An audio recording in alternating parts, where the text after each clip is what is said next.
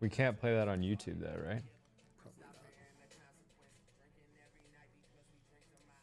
Okay, can you check that email?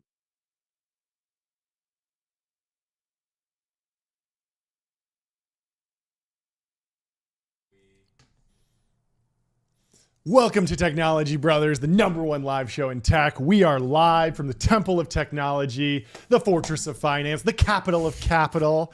Today is Thursday, February 20th, 2025, and this show starts now. We got a great show for you guys. We're going through a new humanoid robot. It's completely normal, not weird at all. Totally normal. Satya Nadella did Dwarkesh Patel's podcast. It was a fantastic hour and 15-minute long interview. We're going to break down some of the best takes from that and give you some updates on Microsoft's new quantum computing chip.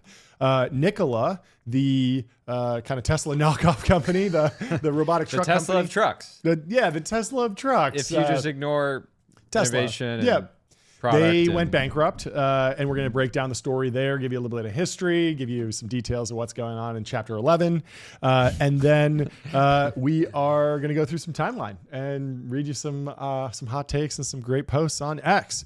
And so let's kick it off with this video of Clone Robotics. They announced ProtoClone, the world's first bipedal musculoskeletal android. And let's see if we can pull that video up and see it. Okay, and Do you see this video, Jordy? incredible video. I don't know if we're gonna have sounds, but they have this sort of dramatic. I think they were playing music. we have Something do have Westworld oriented. I think it was from Oppenheimer or something, but it was very creepy. And I think that's what they're going for. Like they're going viral every single time, and they're getting attention. Amazing way to get 20 attention. million I think views. what they need is a coherent argument of why the humanoid should be musculoskeletal, right? Yeah. Like, is there a real reason other than the?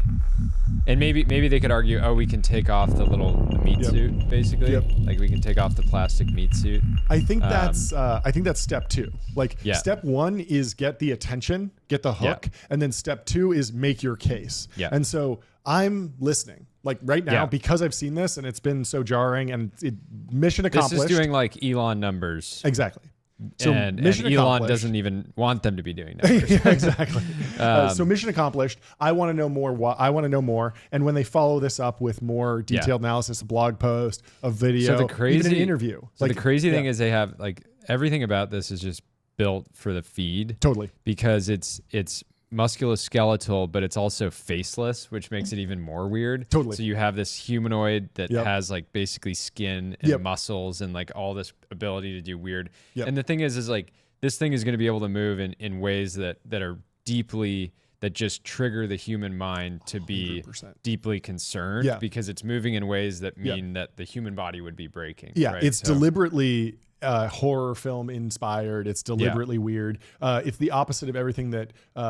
What was that Japanese company that did Asimo? Do you remember that robot, that humanoid that they did back in like the 2000s? Do you remember Asimo? No. So Asimo was deliberately designed to be like short and cute and friendly. And it was like this little robot and it just looked like something out of a Pixar film. And then Waymo, do you remember the early Waymo cars? They were like these little bubbles. They were made fun of in Silicon Valley because they were like these little circle with like the cute little like headlight eyes. And they were clearly the mission of the designers at Google and Waymo was let's make this thing look as friendly as possible. Don't make it look intimidating. Yeah. It's a robot. People will be freaked out. Let's make it look like accessible. Cute. And a lot of companies have gone that direction. These guys are going the exact opposite direction and they're getting a ton of attention for it. And hopefully they can convert that into fundraising, hiring, development, progress, all the things they need to do to actually make this a reality. This looks like objectively a cool company to work at. Yep. And just generally interesting. Totally. Right? Coming out and trying to be the third or fourth Optimus, or now we have Optimus, Figure, Neo, Boston Robotics, Unitree. They all kind of fall in the same. Yeah, and they all have different strategies for getting attention and actually growth. Like Neo's like bringing them to streamers, and like Kai Cenat is playing. Yeah, I thought that was smart with Neo. Yeah. The only thing is, I've gone through this before. It can be a total trap to start getting like outsized attention before you're ready to capture it. Like it's good from a fundraising standpoint. I'm sure that Clone, a bunch of people are seeing this, and wherever they're at in their fundraising journey, I actually don't know, but I'm sure people are reaching out being like, I want to put money into this company, because investors are sort of trained to pattern match on differentiated thinking to some degree. Yep. So like just you could argue that long term, maybe it doesn't make sense to have like all these fibers surrounding the humanoid. But that being said, just the ability to think and figure out for clone to figure out how to differentiate itself. Whereas I think a lot of the average consumer will be able to differentiate clone in a couple of years. Maybe they won't be able to differentiate Optimus versus Figure versus Neo, right? It's going to all blend together, Unitree, right? They just sort of look all the same. So very intelligent attention strategy. And should we go through some of the posts? Yeah. I mean, so they follow it up and they do give a little bit of explanation here. They say, the proto-clone is a faceless, anatomically accurate synthetic human with over 200 degrees of freedom, over 1,000 myofibers and 500 sensors. And so I think that, whether or not you think complete replication of the human is important in robotics context. I mean, there's a lot of questions about like, hey, do we even need to give them legs? Like maybe if they're running around a factory or a data center, like throw some wheels on them. The Unitree one that's like dog shaped will just be flipping. But it also has wheels and it can do all these things. It can stand up, but then it can go four-legged. So I think like if you're starting from scratch, thinking from first principles, you would actually kind of refactor some of the problems from a human and give it more arms or less arms depending on what the job is. I don't know. I don't want to be, ableist, full of hubris, but maybe we are perfect. But we might be goated. We might be goated. Yeah. The bipedal. The bipedal. The bipedal form factor. It did evolve over millions of years, allegedly. Yeah. Yeah. Well, scientists say. Let's go to the bro scientists. Let's go to Samoyed Online. Samoyed says, "Yep, boss, the promo video is going great. I got the twitching humanoid robot strung up on a meat hook and flickering lights. They'll love it. It's amazing. So I mean, it's true. just working exactly as intended. This got 70K likes and another 2 million views. Oh my God, this did get another 70K likes. So yeah, a lot of these views have to be driven by quote tweets because it's so easy to go viral. 20 million views is a lot of quote tweets. Tough to do. Fantastic. And then Atlas, good friend of the show, chimes in and says, terrible quad insertions and the delts are hardly capped. Midsection also looks to be in poor condition. And I actually laughed out loud at this. I think it's so funny. We need to be, so Atlas is absolutely right. You need to be evaluating humanoid robots as though they were going for their IFBB Pro cards. Yes, exactly. Presumably there will be humanoid bodybuilding, weightlifting, powerlifting, Olympic weightlifting competitions, and it's important to like put them, really try to put them up against the best humans. In this isn't close to Sam Sulek by any means. Even opposite shade. I'd like to see them give the clone a spray tan. Give him like a Sam Sulek spray tan. Just super dark. Yeah, super dark. Multiple layers of spray tan for sure.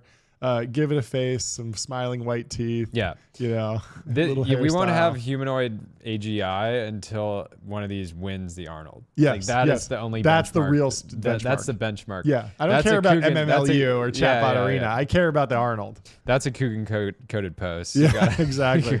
And Llama here says 60-gram protein diet, never reached failure, barely even tracks reps, sets, or weights, thinks creatine is illegal. Got him. Not gonna make it on that, but we're talking about ways to get attention. Obviously, viral videos work very well if you have a viral product like a synthetic humanoid that's super creepy. But sometimes you don't, and sometimes you just need advertising. And that's why we want to talk about AdQuick, a big sponsor on the channel. They make out-of-home advertising easy and measurable. Say goodbye to headaches of out-of-home advertising. Only AdQuick combines technology, out-of-home expertise, and data to enable efficient, seamless, and ad buying across the globe. And what I want to add here is AdQuick can also help sponsors get very, sort of brands get very creative. Oh, yeah. So this is sort of dark, but you know how the cartel will sort of hang up, bodies over, overpasses. Oh, yeah, maybe future ad format. Clone could hang their humanoids from meat hooks like they did in their video. Just hang them from like overpass on the 101, right? I think there's a collab in the future. There's a great collab there, but yeah, if you wanna get creative, hit up AdQuick, and let's get back to the show. So Packy McCormick says, Jesus Dwarkesh Patel is cooking because he launched a new podcast with Satya Nadella. And it is crazy seeing how far this podcast has has come.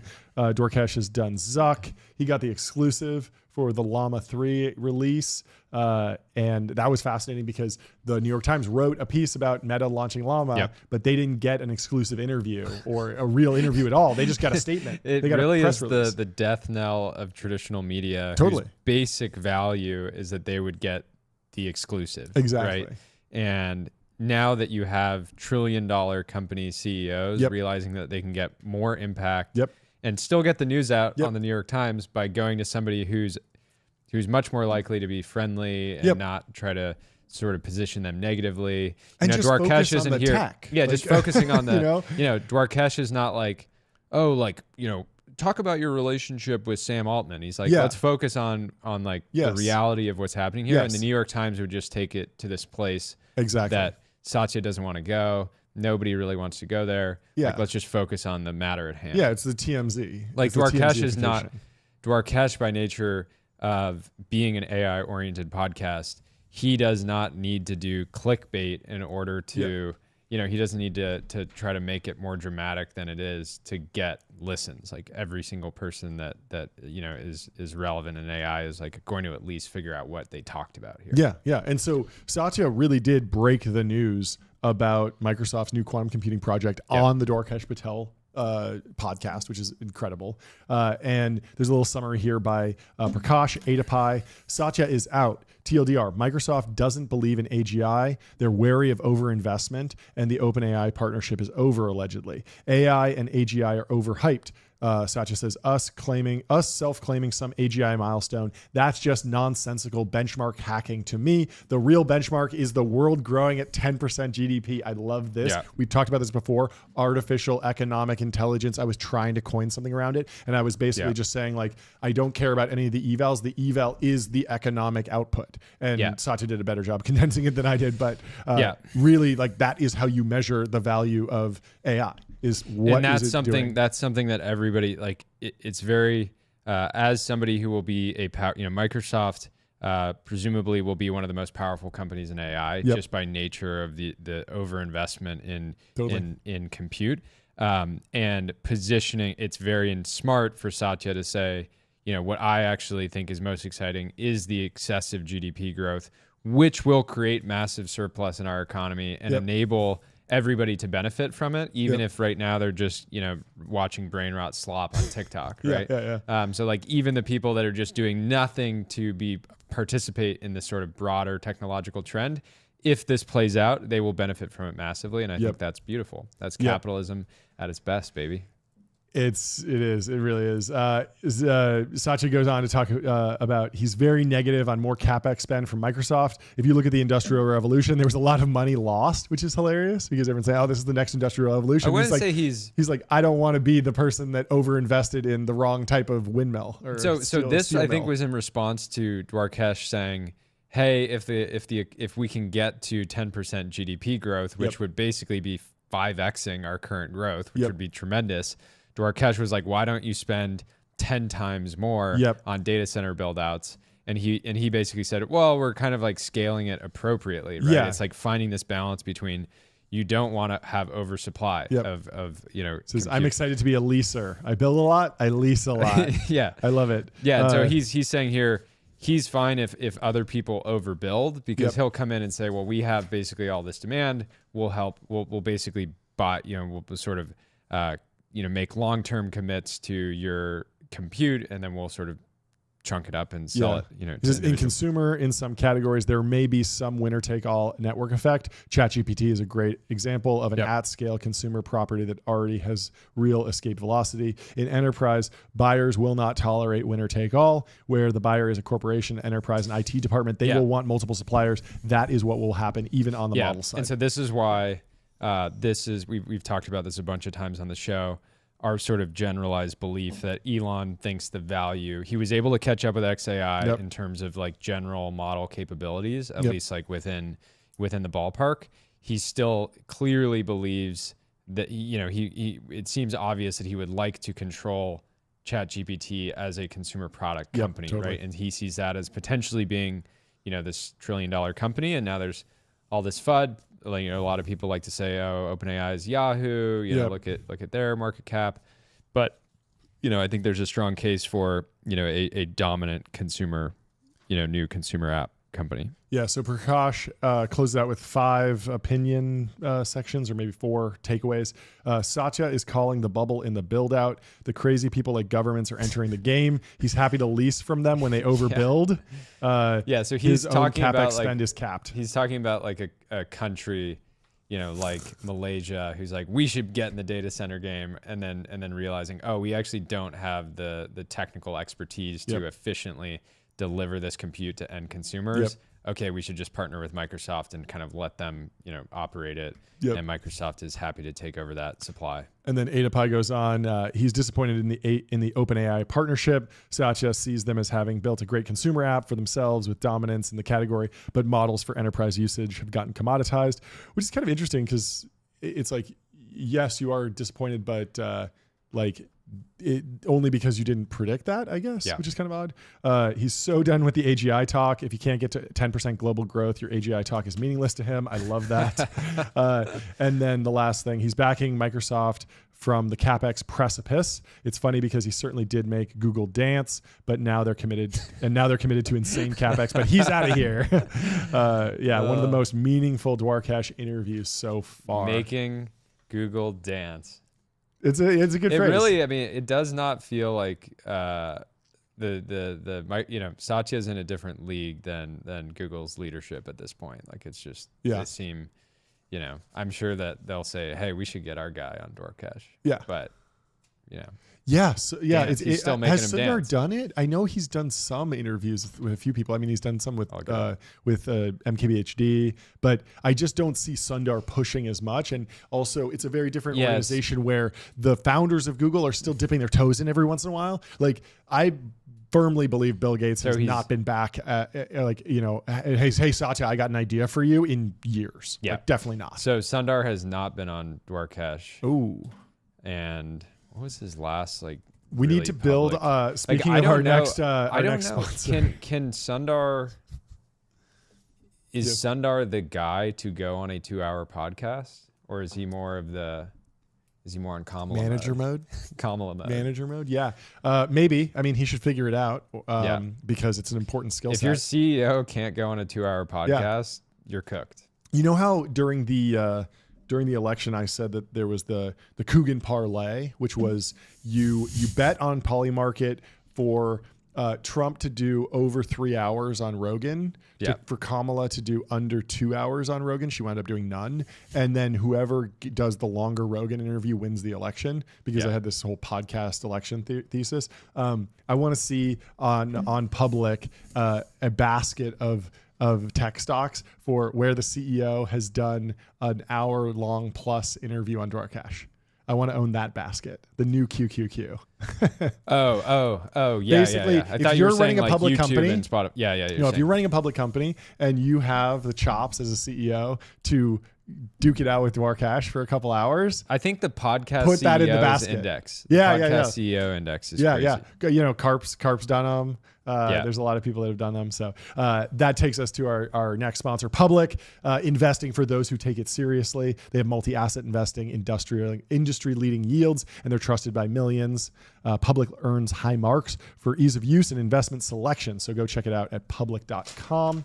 And I wanted to mention Public because I wanted to know after Satya did Dwarkesh, what happened with the Microsoft stock. So I have a chart here on the next slide, which is Microsoft's past week. And you can see he goes on Dwarkesh. He announces this new quantum computing thing that we'll talk about, and the stock popped up 2%.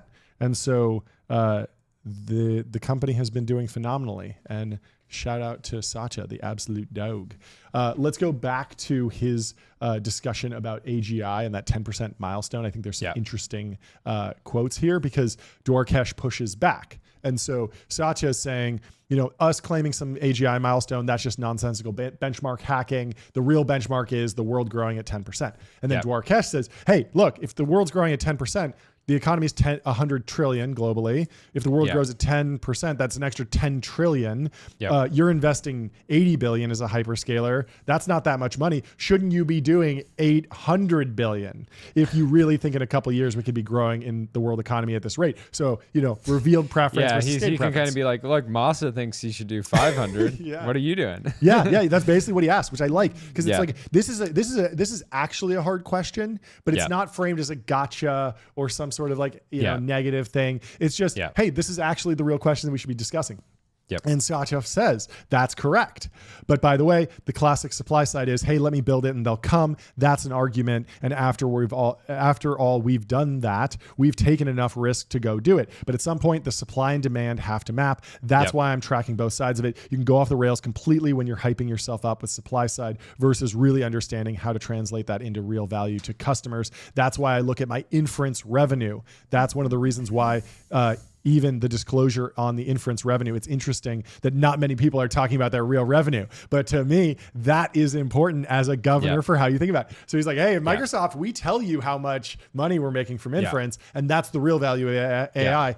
It doesn't matter how much you're spending training the models. It matters how much money is being generated from the usefulness of those models. Like that is the big risk right now. Like the risk for the hyperscalers is not getting in the general round, like not having a generally accurate demand prediction, right? So if you way overdo it, you're going to get crushed because people just say, look, these guys can't accurately predict or utilize the supply they're bringing online.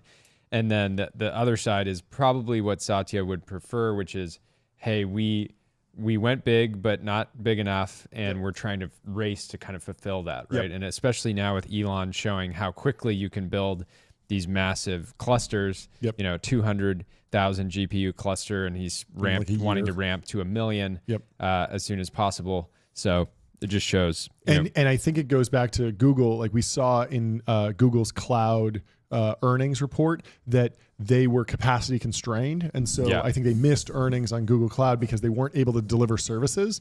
But I think that Satya's saying, hey, were they capacity constrained on the training side or the inference side? Because those tell two different stories about the actual value. Because a whole bunch of companies can go raise a lot of money and show up at the hyperscalers and say, hey, I need $10 billion worth of training compute right now. And that's not the same as $10 billion of useful AI end product GDP growth, right? Like training does not necessarily get us GDP growth. And so Satya's really throwing the gloves down, saying, let's see it. Let's see GDP growth.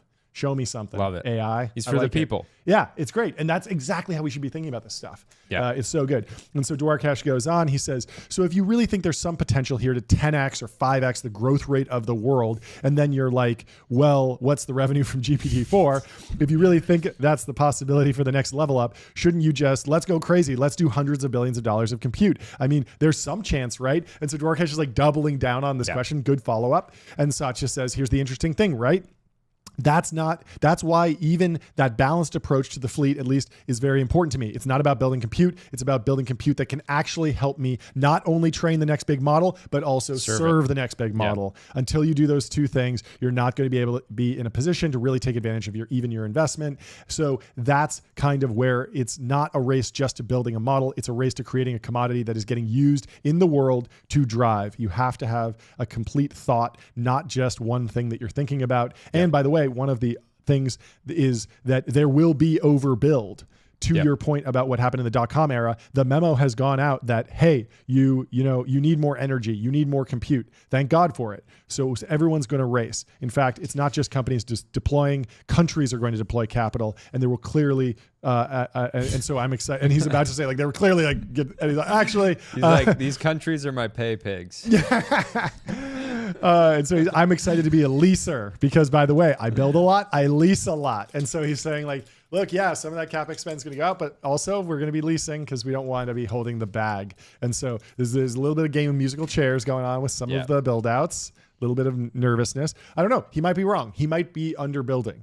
The Pascal's wager for AI build out at the hyperscalers for a long time was if AI is fake and you overinvest, you still don't lose your job. But if AI is real and you underinvest, you definitely lose your job. Yeah. And so just in terms of like, you know, I want to maintain my job, everyone had the same incentive of like, we got to go all in because there's no downside here. Let's move on. He says, he's talking about how AI takeoff is a risk, and Satya's bringing it back to like, okay, how would that actually happening?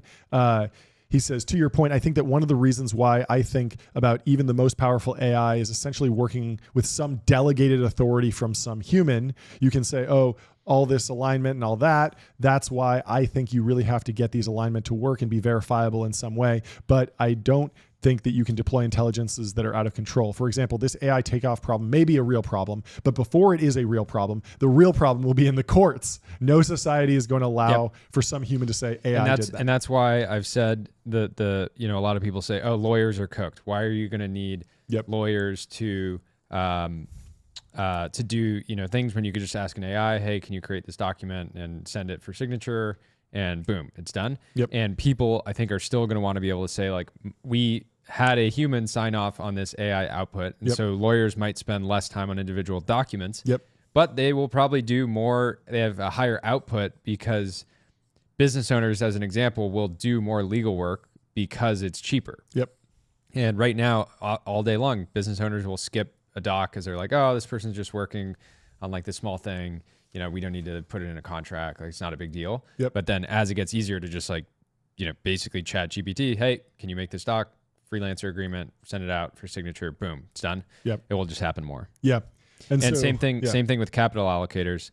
You know, these big endowments are like, cool, I'm glad your hedge fund is using AI to make investment decisions, but you better be signing off on, you know, the vast majority, any transaction over a certain amount, because if you lose our money, like we want to know who's responsible and why it happened.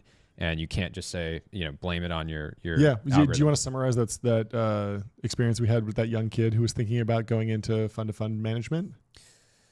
Yeah, so we met up with a listener on the show who goes to school at USC, which is around the corner from us, and he was, you know, our advice to him was generally, you know, he was saying, just trying to get a sense of what jobs are still going to exist within the space, and we felt pretty strongly that, you know, specifically he had an offer from a fund of funds to go join and go there, and I think our advice to him was generally, that job will still exist for like a number of different reasons, but you should still figure out how to use AI to be exceptionally good at your job, to write software for the work that you do to just be even more efficient. And you should be thinking of it as, how do I use AI so that I can manage, you know, exponentially more capital for my firm? Basically on day one, being the most junior employee at a company, historically, that has not meant you show up and you have 20 direct reports, unless you're like, I don't know, like it's like, oh yeah, you're some new grad and you're hiring a bunch of people that are, you're managing people that didn't go to college. But in most firms, in most investment firms, you come in, you don't have any direct reports. And then after a few years, they give you one intern. And then after a decade, you have a team under you. But with AI, it's like on day one, you can have 20 employees effectively. And you can have a Devin working for you and a deep It's actually a very interesting way. You're going to have the younger generation who learns to manage They should be managers on day one, for sure. Before they ever manage a human.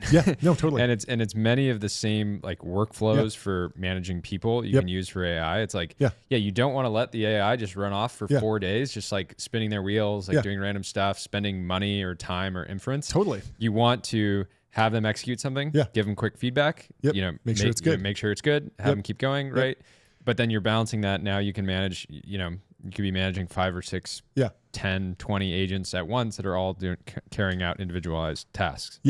And so, I mean, they talk about rogue actors a little bit and how some societies might allow for a fast takeoff. But again, I think that there's a huge pressure against that, in the same way that we haven't had nuclear war, even though, yes, there are some countries that are rogue states. There's enough pressure globally. I don't think Satya wants to say that, but I do think that if there was some AI lab that was truly working on some, you know, killer AI, there would be a lot of pressure from the international community militarily to stop that. And it would be the same thing if you tried to build it in San Francisco. And at the end of the day, someone has to push the button to deploy the killer AI, at least initially. And that person wants to survive. And there is the threat of violence from governments. And so it's less of a risk than I think most people think.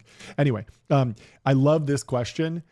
Because it gets to the kind of just a really interesting narrative violation in Silicon Valley. Dwarkesh asks Satya, is being a company man underrated? You've spent most of your career at Microsoft, and you could say that one of the reasons you've been able to add so much value is you've seen the culture, the history, and the technology. You have all this context by rising up through the ranks. Should more companies be run by people who have this level of context? And he says, company man. He says, that's a great question. I haven't thought about that way. We have to have a company man of the year award for sure this year. For sure. I think it is underrated in Silicon Valley. And I think it's very interesting. And so he says, through my 34 years now at Microsoft, each year felt more exciting about being at Microsoft versus thinking that, oh, I'm a company person or what have you. So no ego about it, which is there's a huge mimetic pressure in Silicon Valley to not be a company man. Yeah. Oh, it'd be better to run a $1 million seed It's company. almost to the point where people don't realize, like many people in tech, the things that they want in life are all achievable on $1 million a year total comp sort of salary, right? Yeah. Like everything you could want, like the nice house, the cars, the second home, kids in private school. It's all achievable on that. Yet they think that the only way they can get that is if they have some big liquidity event. I need a big liquidity event before I'm 30, and I need another one, and then I'm going to do my big company, and then I'm going to be a billionaire. I saw a guy who had his life goals. A lot of those people, like how many of those people would have been a great PM at Meta and just don't realize the kind of compensation that you can get by just working up the org. Totally. And the excitement of working on products that instead of working on your like vertical SaaS app that has 5 users, working on a feature where you're like people joke about, oh, you're just changing like the rounding on the button or the hue of the button. It's like, well, that's pretty cool if you have 20 million people clicking that button every single day. 2 billion people. Yeah, 2 billion in the case of Meta. Yeah. Like 2 orders of magnitude of that. It's but I'm just saying, even if you're working on like some obscure part of the settings app, you're still getting millions and millions of clicks, potentially an hour. Potentially adding more value than someone who's adding value to the world, saving people time and money. Time is money. No, it's fantastic. And so he says, I take that seriously. Even for anybody joining Microsoft, it's not like they're joining Microsoft as long as they feel that they can use this as a platform for both economic return, but also a sense of purpose and a sense of mission that they can accomplish by using us as a platform. That's the contract. I love that. That's a great distillation of what it means to like hire. And you can tell that he's hired well because of that. So I think, yes, companies have to create a culture that allows people to come in and become company people like me. Microsoft got it more right than wrong, at least in my case. And I hope that remains the case. Yeah, it's interesting that when you look at Apple, Google, and Microsoft now, they're all run by company men. Yeah. And that's been, and the thing that, we're seeing with Satya is Satya goes founder mode, right? Founder mode is going on the up and coming AI podcast and being willing to talk for 2 hours about what you're doing, right? Yeah. Sundar, on the other hand, you could argue, no, these guys are in manager mode. Tim Cook is over at the John Summit concert dancing, instead of, working on the next computing platform. And like, he's done a great job of that type of manager, at least to date. Yeah. Well, speaking of the next computing platform, the big announcement was a new quantum computing chip. And so that they had sitting on the desk, right? Yeah. Which is cool. Quantum computers you might have seen have been, it's usually like this superconductor, like frosty, high, like super cold, like gold, like crazy looking device in essentially a lab. Certainly not something you can rack on a server. Microsoft claims to have boiled it down to a point where this could potentially be scaled into millions of qubits, which are quantum, which we'll go through here. So Elon shared a Grok analysis of quantum computing and the Majorana 1 chip, which is Microsoft's new quantum computing, quantum processing unit. So we'll give a quick overview of quantum computing. Imagine a computer so powerful it could solve problems that today's supercomputers can't even touch. That's the idea behind quantum computing. Unlike regular computers, which use bits that are either 0 or 1, quantum computers use qubits. Qubits are special because they can be 0, 1, or both at the same time, thanks to a quantum property called superposition. This allows quantum computers to process huge amounts of information all at once, making them potentially game-changing for tasks like simulating complex molecules for drug discovery, optimizing massive systems like traffic or supply chains, and cracking tough math problems. There's a catch. Qubits are incredibly fragile. They can lose their quantum state and thus their information due to tiny disturbances like heat or noise. This fragility is one of the biggest hurdles in making quantum computers practical. Now, Microsoft launched the Majorana chip, Majorana 1 chip, and it was funny because in the interview, Satya's like clearly heard about the project for a long time, but he like didn't know the final code name because they probably have code names and then they're launching it. He's like, I think we're calling it Majorana. He kind of had to like check that. But that's founder mode. It's a new QPU, quantum processing unit, which could be the successor to the GPU, the TPU, now the QPU. Yeah. It's designed to tackle this fragility problem. It's the first chip to use a topological core, a cutting-edge approach that leverages exotic particles called Majorana particles. These particles help create a special kind of qubit called a topological qubit, which is more stable than the qubits in most other quantum computers. Here's what stands out. Material, it uses a new type of material called a topoconductor. It's more stable and it's more scalable. And so Microsoft designed this explicitly to support 1 million qubits, which is a huge leap. And at that point, you can actually start doing like real math and real problem solving, as opposed to a lot of the systems that IBM and Google has worked. Science project. It's like, oh yeah, it's 10 qubits. It can theoretically do the hard math, but it can't practically actually solve any major problems. So many companies that had what was that AI project? I forget who he was in. It wasn't started with a W, maybe. Like they're always saying, "Oh, it soled this." There's D-Wave, and there was Rigetti. No, I'm not talking about chip. It was like IBM. What was IBM's big AI project? Watson. Yeah, Watson. Watson got smoked. Watson did get smoked. It's Watson very fell sad. Off. Yeah. And they crushed in Jeopardy for a while. Yeah, that was a good stunt. It's interesting that it seems like these big, legacy computing companies had these science projects, and they seem to be content with them being science projects and being this sort of marketing, right? Yes and no. Because Watson, I haven't even seen anything about it in the last year. Well, now Watson is a consulting group that will help you implement Llama, essentially. Mogged, but also, as we've seen, there's a lot of money to be made in just AI transformation. Sure, but why have a decade-plus long science experiment that you just end up as a consultant implementing? Because it's a marketing project for your consultancy. Okay. And so I'm just saying, and so like when you call ExxonMobil and you say, hey, we want to help you implement AI, and you say, oh, what company are you from? We're like IBM. We're the Watson Group. You remember the Jeopardy thing? Yeah. We've actually partnered with Facebook and Meta to vend in one of the greatest LLMs at the lowest cost. Yep. Not a bad pitch, not crazy, but the real reason why they missed out is that they weren't deep learning pilled, they weren't scale pilled, and Ilya Sutskever, like the magic at OpenAI was that there were a ton of papers that were being released around the same time. He read the Transformer paper and was like, this is it. And he identified that and was like, let's go implement this and let's scale this. And that was just a very, very key thing. It is interesting that everyone else is catching up and Watson isn't like, hey, us too. Because they could have done, if they were cracked, they could have done like a DeepSeek thing or a Llama fine tune or a Mistral. I also wouldn't be surprised if the best people at Watson got poached to go to the other. Yeah, but I mean, the company is not set up as a research like software enterprise company anymore. It's very much a lot of consulting. Anyway, let's go back to the Majorana chip. It relies on Majorana particles, which are fascinating because they are their own antiparticles. This property makes them ideal for storing quantum information in a way that's naturally protected from certain errors. Picture it like this. Think of a regular qubit as a spinning coin that's easily knocked over by a breeze.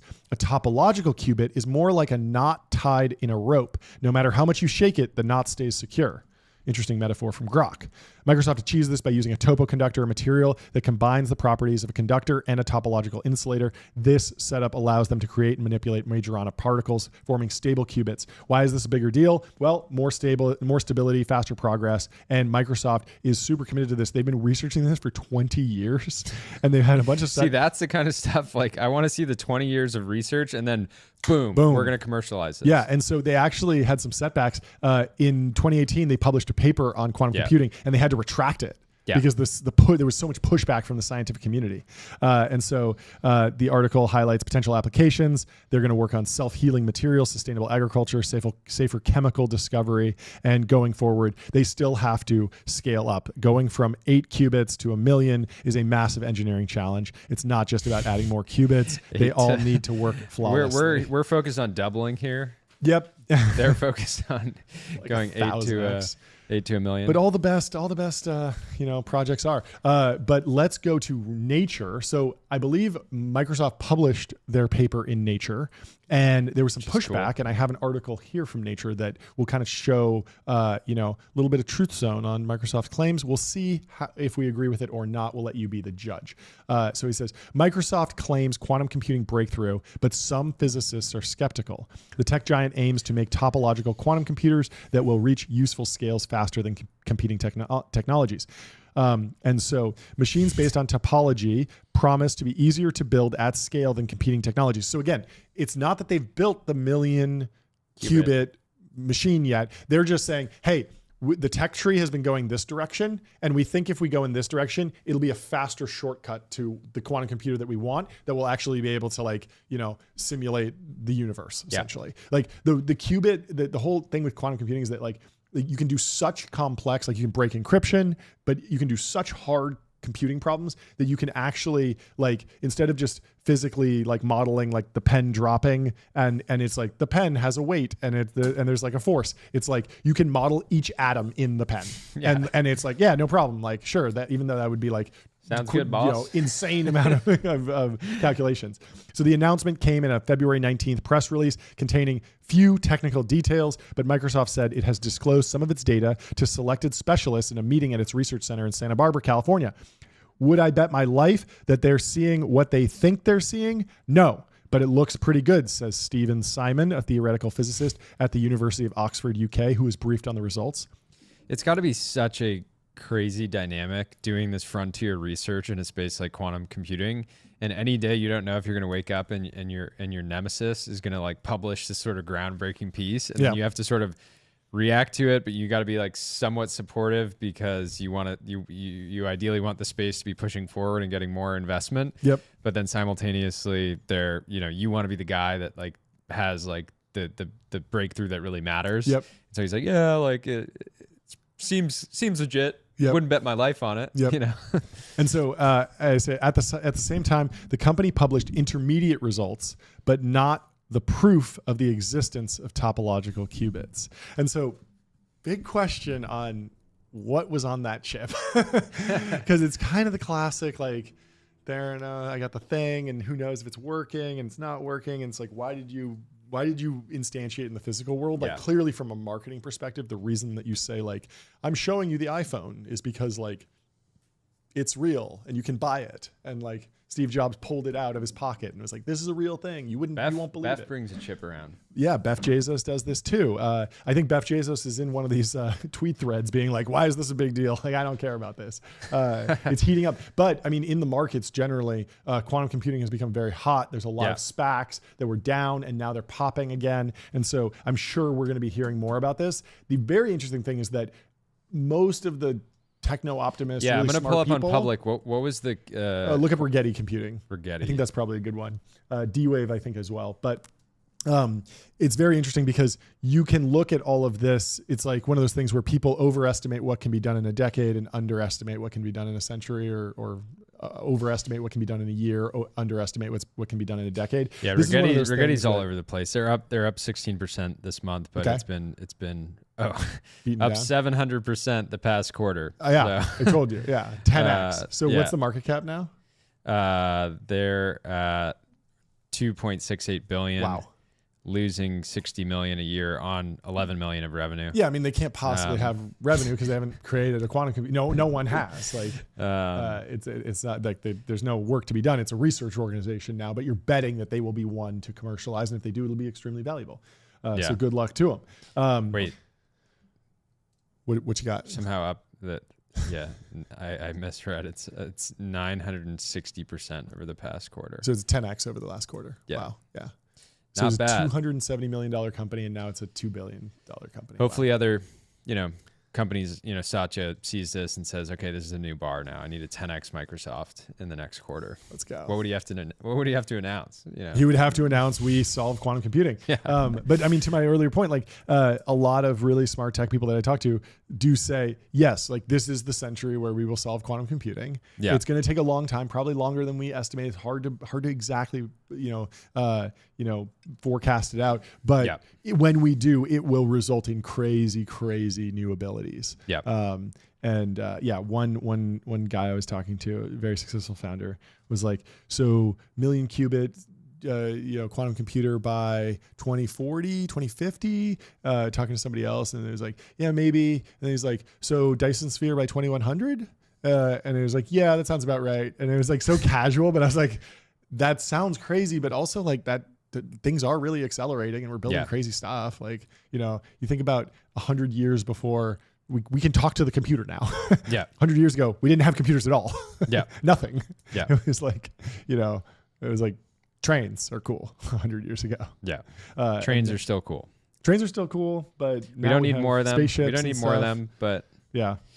Well, let's go through other interesting hard tech demos that kind of went off the rails and landed one guy, I think, in jail. At least one. We're moving to Nikola, and we have a chart here from the stock is all over the place. The market cap is at 40 million. They declared Chapter 11 bankruptcy today. They were in the Wall Street Journal, and so it's pretty interesting. rough.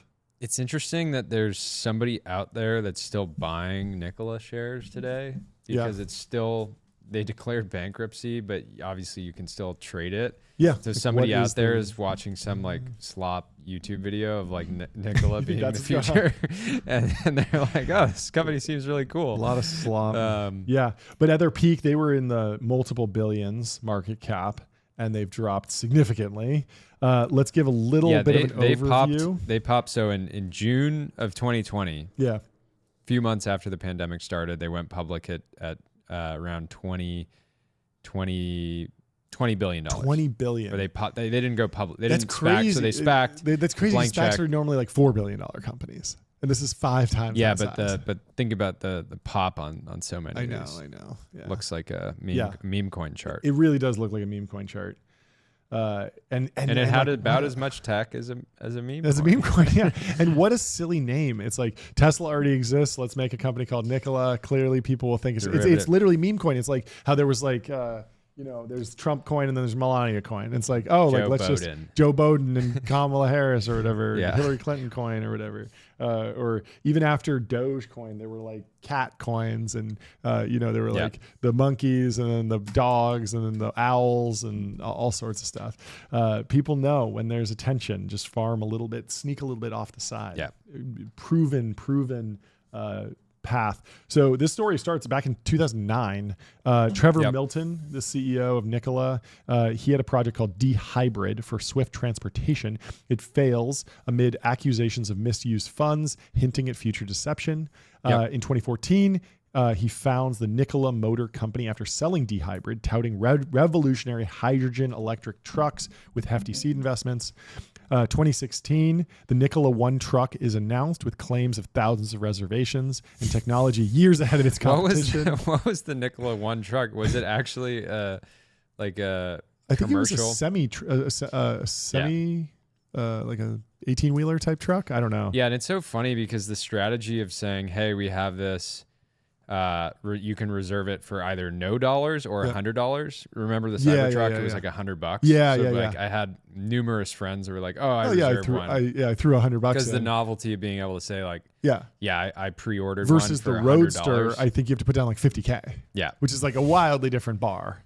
But for that buyer, it's true, pocket change. But like they hadn't announced pricing, so I guarantee there's like a massive price elasticity to electric car pre-order deposits. So if the Roadster was $100 down, and they were like, hey, maybe it'll cost $50 and it'll be better than a Turbo S, like people would definitely be jumping at $50K.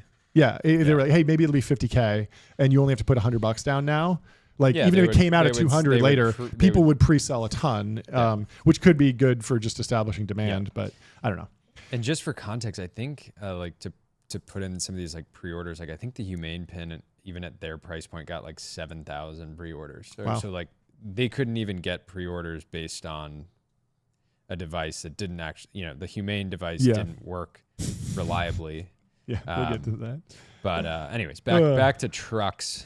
Okay, so December 2016, they unveiled the Nikola 1 prototype, despite obvious signs it was not fully functional, i.e. visible external power cables. So people are like, wait a minute, there's a cable coming out of this car. You haven't untethered this thing.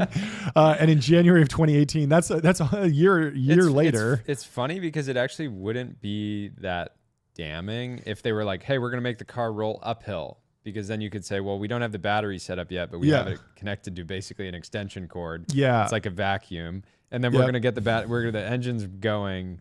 Now we're going to get the motor's working now. But instead they, put it in motion 2 years later. Well, basically. A year and 2 months. Yeah. So they do the rolling truck video. A promotional video shows the truck, quote unquote, in motion, but it was later revealed to have been rolled downhill to simulate so they actually towed it to the top with a tow truck and then rolled it downhill. What's funny is like I'm sure if you're building a car, there is a process where you go from like, we're in the clay, the clay, like where they carve out the design. Yeah. Then it's like, hey, we have CAD designs. Hey, we fabricated like the external shell. Yeah. Hey, we fabricated like the wheels and like transmission and the axles enough that it actually moves. And that could have been just a cool thing if they didn't lie about it and been like, look, it's not actually working yet, but we got it rolling at least. It's just funny because you presumably could have got the rolling truck video in the first month.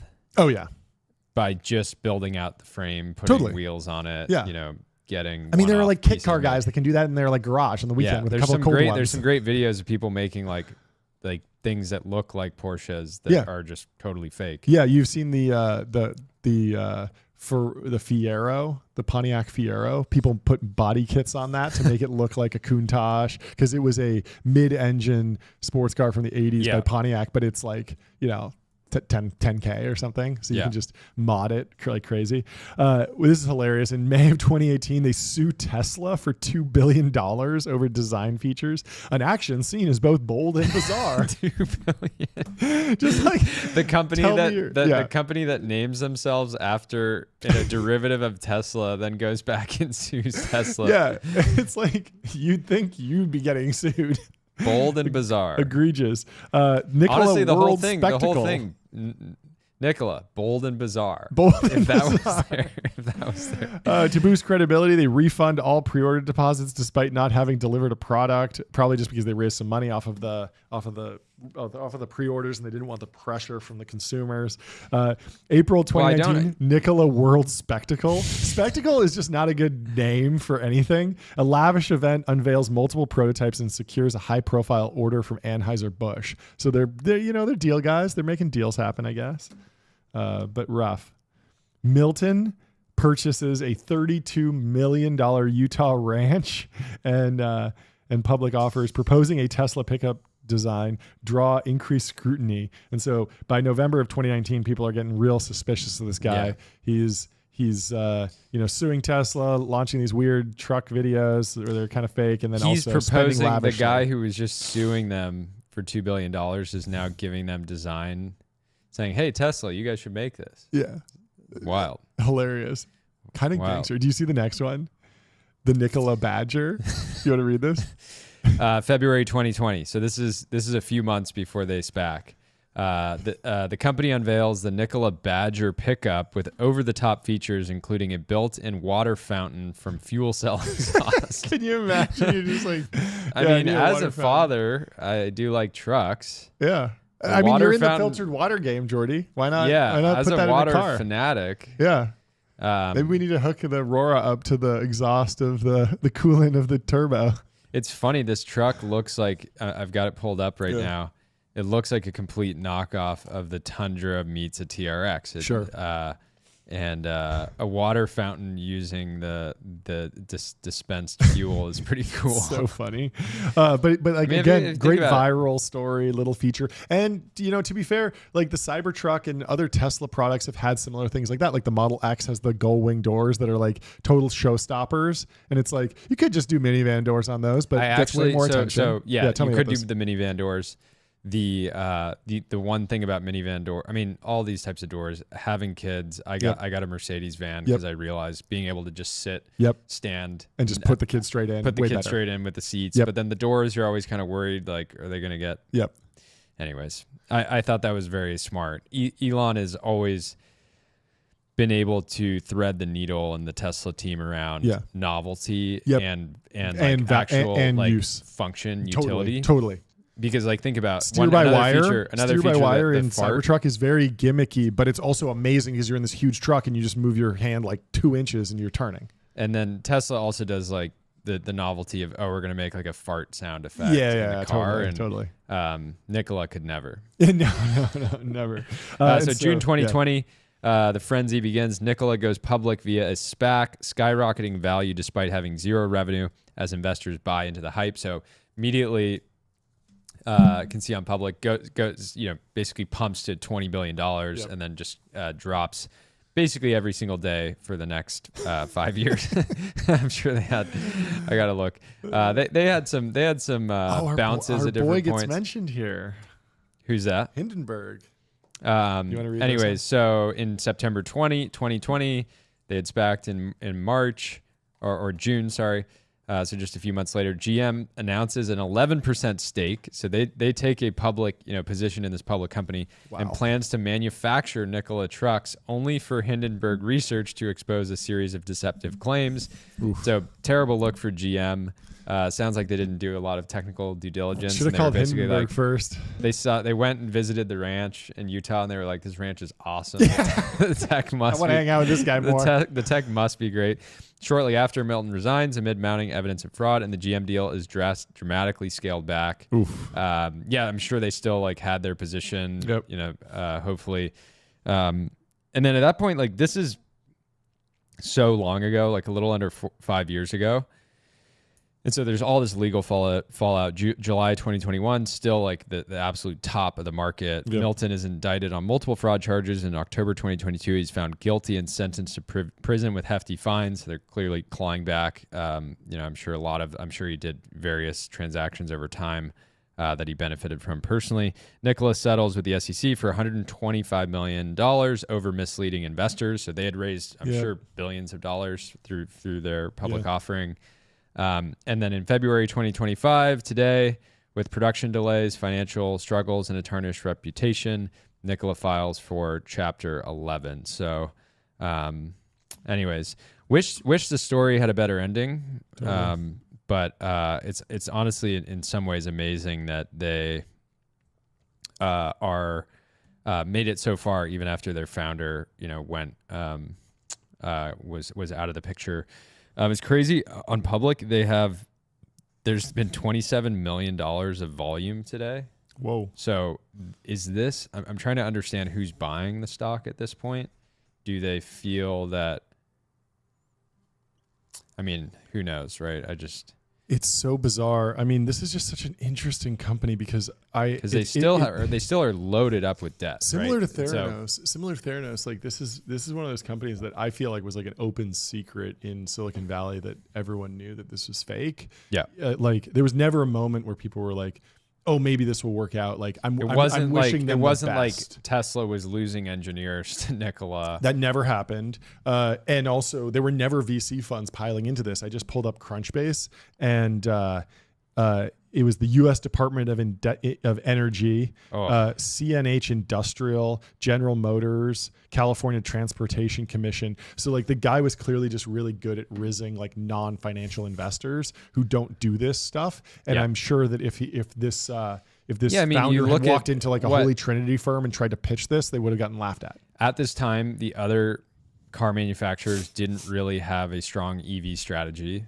Mm-hmm. It did make sense from a narrative standpoint that there would be a commercial focused version of Tesla focused on trucking. Mm-hmm. Everybody knew that Tesla would eventually do this, but it wasn't a priority for them, mm-hmm. right? And so from a narrative, it all made sense. That doesn't mean that they can actually execute on that narrative and capture value based on that long-term trend. And who knows? I know Amazon has EVs now, but it doesn't seem like EVs have gotten that sort of widespread commercial. They haven't had the level of traction that EVs have had in the commercial market, at least. So Milton is indicted, the CEO, on multiple fraud charges. This is around 2021, 2022. And in October 2022, he is found guilty and sentenced to prison with heavy fines. Nikola settles with the SEC for $125 million over misleading investors. And just now, the reason we're covering it today is that it's basically the end of the road. With production delays, financial struggles, and a tarnished reputation they struggled for. And so they filed for bankruptcy. He's going to be out of prison in 2027. Let's get him on the show. I mean... like Connor laughing. I mean, maybe, this is another thing. We believe in redemptive justice, right? Yes. And, if he does his time, the main thing is I want to see some banger deep tech analysis. I want him to come out with some ground. I want him to hit the books. I want him while to he's be in the clink. Dylan Patel of the commercial EV space. Yeah. Handwrite analysis on happenings. Prove that you're the real deal. Yeah. Not just a charlatan. Come out with some groundbreaking research. Show me that you've at least read every book about battery cell technology. Hey, he's 42, EV. So he's not even going to be 50 when he gets out. That'd be great. He was born in 1982. That'd be great. A little bump in the road. And get him back in the game. Get back in action. Yeah. I love a comeback story. America loves a comeback story.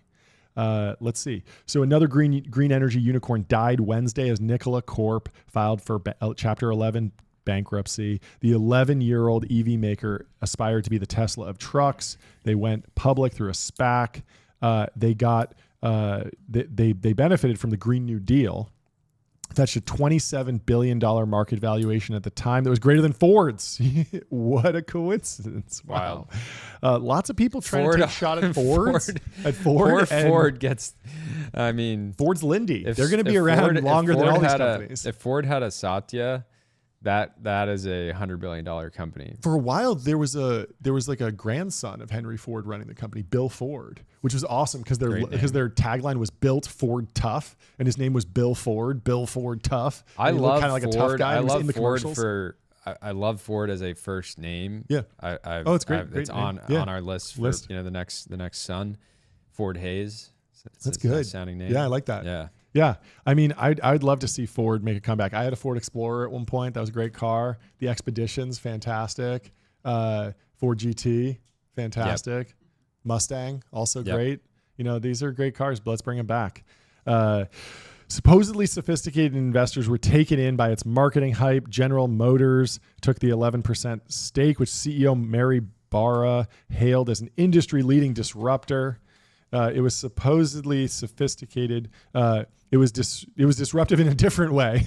They posted a video on Twitter of its model truck appearing to power effortlessly down a flat road with the caption, "The Nikola hydrogen electric trucks will take on any semi-truck and outperform them in every category: weight, acceleration, stopping, safety, and features, all with 500 to 1,000 mile range."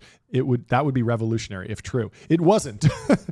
According to a 2021 federal fraud indictment of founder Trevor Milton, an inoperable prototype was towed to the top of the hill. Then Nikola employees released the brakes so it looked like it was cruising along, all while the door was taped shut to keep it from falling off and its batteries were removed to prevent the truck from catching fire. Rough. After taking investors for a ride, Mr. Milton was the only ride they actually went on. Good writing. Good pun. Journalists are underrated. Underrated, sometimes Bloomberg. When they're not. Who is this? This is Wall Street Journal opinion section. It's great. California regulators and the Biden administration tried to boost the electric truck market with mandates and subsidies. The Inflation Reduction Act included a $40,000 tax credit for buyers of electric trucks. EPA rule last spring requires that electric truck models make up 25% of long-haul tractor sales by 2032. Man, talk about a bull case for Tesla now. It's crazy. Another electric truck maker, Lordstown Motors, filed for bankruptcy in 2023. Fisker failed last June. Rough time. The British electric bus startup Arrival sold its assets.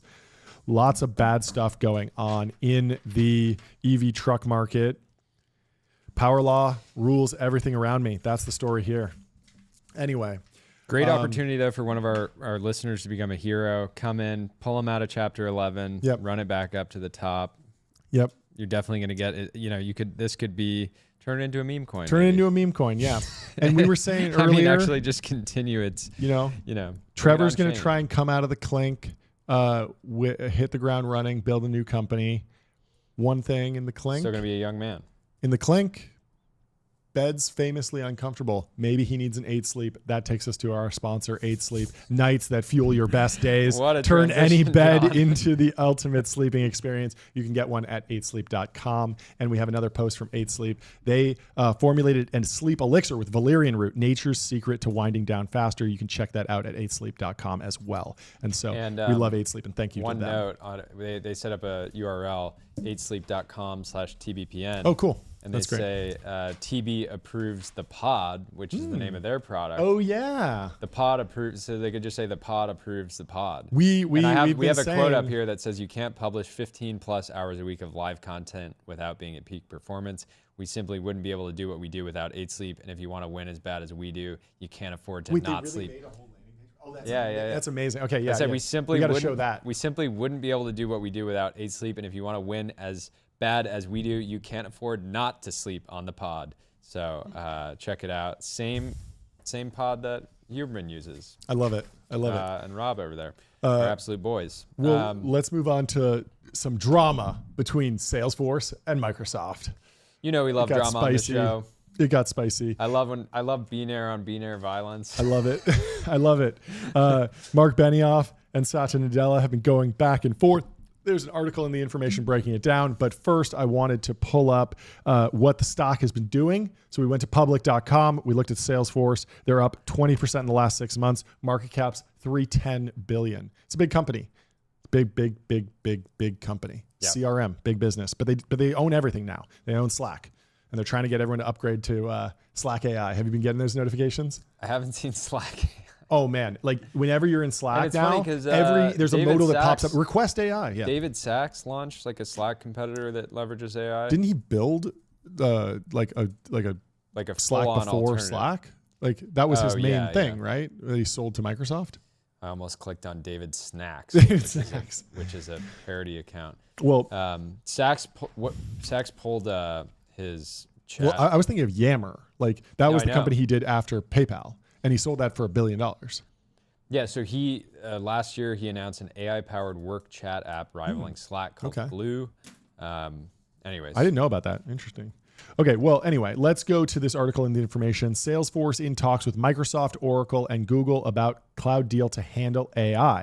Salesforce Mark Benioff has long been a vocal critic of Microsoft. A couple years ago, he accused the company of violating antitrust laws and how it sells software bundles. More recently, he slammed its artificial intelligence chatbot for giving inaccurate responses and being difficult to use. I think he dropped Clippy as a pejorative. It got spicy. I think it was in Aspen or Sun Valley. It was an iconic moment. But that history hasn't stopped Salesforce from including Microsoft in negotiations it's having with several cloud providers, also including Google and Oracle, about a major new cloud agreement. The deal is likely to be worth more than $1 billion over several years, said a Salesforce manager with direct knowledge of the deal. And so here's the takeaway. Salesforce is in talk with Google, Microsoft, and Oracle for a big cloud deal because they need AI inference, of course. The deal could be worth more than $1 billion over several years. And they're currently on AWS, but they're bidding it out, according to this reporting. But we'll see what Benioff has to say. Salesforce wants to rent the servers to run its customer management, AI agents, and other applications, a sign of how new AI products are expanding Salesforce's computing needs. So Obviously, Salesforce is stuffing AI in every single product they own. They need inference and they need more servers. So they're going to the hyperscalers and they're bidding it out, allegedly. Salesforce already uses AWS in addition to Google Cloud in its own data centers. So we don't know who's emerging as the favorite to win. He also didn't specify the size and scope of the agreement. A Salesforce spokesperson declined to comment, but the agreement will be in the same range as Salesforce's past agreements with AWS. The negotiations, which haven't previously been reported, signal Salesforce's shift to public cloud providers for more of its computing needs. They're getting out of the data center building business, more or less. That's the shtick here. Salesforce has told customers that eventually it will sell its applications through all major cloud providers. AWS didn't comment. Oracle didn't comment. Google didn't comment. No one's talking to the information. No one's commenting. And the information is commenting, though. The information is commenting. Didn't stop them. And we'll go to Mark Benioff because as soon as this dropped, he said the story in the information is incorrect. In 2024, Salesforce explored a fourth deployment option for our customers alongside our existing choices, proprietary data centers, AWS, and Alibaba Cloud. Last year, we decided to extend our partnership with Google, giving customers the option to deploy Salesforce customers 360 apps, Hyperforce, Agentforce, and Data Cloud on Google's platform in future Salesforce releases. So he's coming out and saying, hey, I'm not rugging AWS. I'm expanding. I'm not switching. Yeah. And I mean, some of these quotes are just damning. I mean, he's saying Clippy was a disaster. Copilot is a gimmick. Yep. He's saying, I think this Copilot thing has been a huge disaster for them. So he's just publicly dragging them. So what's going on here? It seems like the information is trying to, sow a little chaos. Over at Microsoft, Frank Shaw says, Mark has no idea what he's talking about. This is 2025. I love this. Right after he says, I think this Copilot thing has been a disaster. Yep. And Charles, who's over at Microsoft, says, one of the execs there working on Copilot, he says, this is a big moment for Salesforce because CRM is not going to be the future for customers. Brutal. It's going to be the strategic imperative for customers. I think that's why you see Salesforce taking jabs at Copilot, because that pressure is very real and it's here. So that was just this month in February 2025. So they're going back and forth, not mincing words. We called that we need to get people in tech need to get more fired up, combative, yeah, right? More physical altercations. Yeah, I want to see. Oh, Mark Benioff and Satya Nadella were leaving the club after an altercation. The shirt ripped. And honestly, if you're a Senti, one of the best things you can do is go prison mode and take shots at the big dog, right? Go take shots at Benioff. Yeah, right? this is like the East Coast West Coast rap battle. Say, hey, everyone the lineup wins. This year at Dreamforce sucks. Slop. You should call it Dream Slop. This wouldn't even be on the, this wouldn't be on, what are some of I haven't been to Coachella in so long, I forget about their feeder stages. This wouldn't even hit the side stage at 12 noon on Friday at Coachella. Yeah. This doesn't even make, this is garbage. The Do Lab. It's not going on the Do Lab. I don't even know what that is, but I get it from context. You've never been to Coachella? I've never been to Coachella. Wow. I've been to Outside Lands and maybe a few others, but I'm not a big festival guy. Sometime I'll have to talk about I've been to both weekends of Coachella in the same year. Oof, dusty. Which is dusty. Dusty. That actually kicked off my original fitness arc. Oh, okay. That was the catalyst. That's good. Yeah. I think we did mention that at one point. And so, the information is sowing seeds of dissent between the hyperscalers. I'd love to see it. There's a Hyperforce rewrite going on. This is interesting. Salesforce has already rewritten the code for its applications, databases, and other operating systems to run on AWS services in a project called Hyperforce. The AWS version of Salesforce's applications became available in 2020. Salesforce intends to make the same applications available on whichever cloud provider it picks in the current negotiations. While Salesforce incurred a significant upfront expense in developing Hyperforce, making it available on another cloud wouldn't be as costly, since roughly 80 to 90% of its code built for AWS would run on other providers. Interesting. So customers of Salesforce want to run on their own clouds. Salesforce needs to do deals to make those clouds happy and get them going. And Benioff wants to keep everyone happy and wants to be able to play all of the different hyperscalers against each other without. I mean, you can do that if you're throwing billions of dollars around. Every single one of these hyperscalers has like a sales team dedicated to Salesforce. Yeah. And they're trying to win said business. Yeah. but there's binaire on binaire. But he has been negging Microsoft a lot, and so that's got to make that negotiation harder. And they also have the most competitive products, so doing a deal to what's Microsoft's CRM product? Do they have? I mean, they have a product Excel. for everything. Excel. I guess Excel, but they have so Microsoft Dynamics 365 is their CRM. I mean, I think the big war is, Slack versus Teams. Teams really crushed Slack, and I don't know how you would value Slack as an independent company now post acquisition, but Salesforce bought Slack, and whether or not that was a good deal for Salesforce kind of depends on Teams execution. And Teams has become really popular because it's bundled with like the Microsoft Office that goes into like so many different companies. Well, speaking of software to help you run your business, this show is, of course, supported by Ramp, our good buddies over at Ramp. Time is money, save both, easy to use corporate cards, bill payments, accounting, and a whole lot more all in one place. I'm going to give you an example. So we launched PMF or Die on Monday. Yep. And turns out running a 24/7 live stream with multiple camera feeds, multiple audio feeds, hundreds of concurrent viewers streaming on multiple platforms. Very hard. We had to tap in a guy named Sam Sheffer. This is very cool. Was at Humane. He was at Humane on Monday. Humane gets acquired by HP. He decides I'm not going to go into the AI printer business, even though we've talked about this. We want a better printer. I'm excited for better printers. But so I talked to Sam this morning. I was driving to work. It was 5:30 a.m. Yep. And so he's coming online. He's on the East Coast. Tyler Gold introduced me. Yep. I'm like, dude, like you got to help us out. Like we need to level this up. Like we've got all these viewers. Like I think PMF or Die has product market fit in the sense that like viewers are super excited about it. Sam's like, I'm down. I got to go pick up like, basically like my exit package.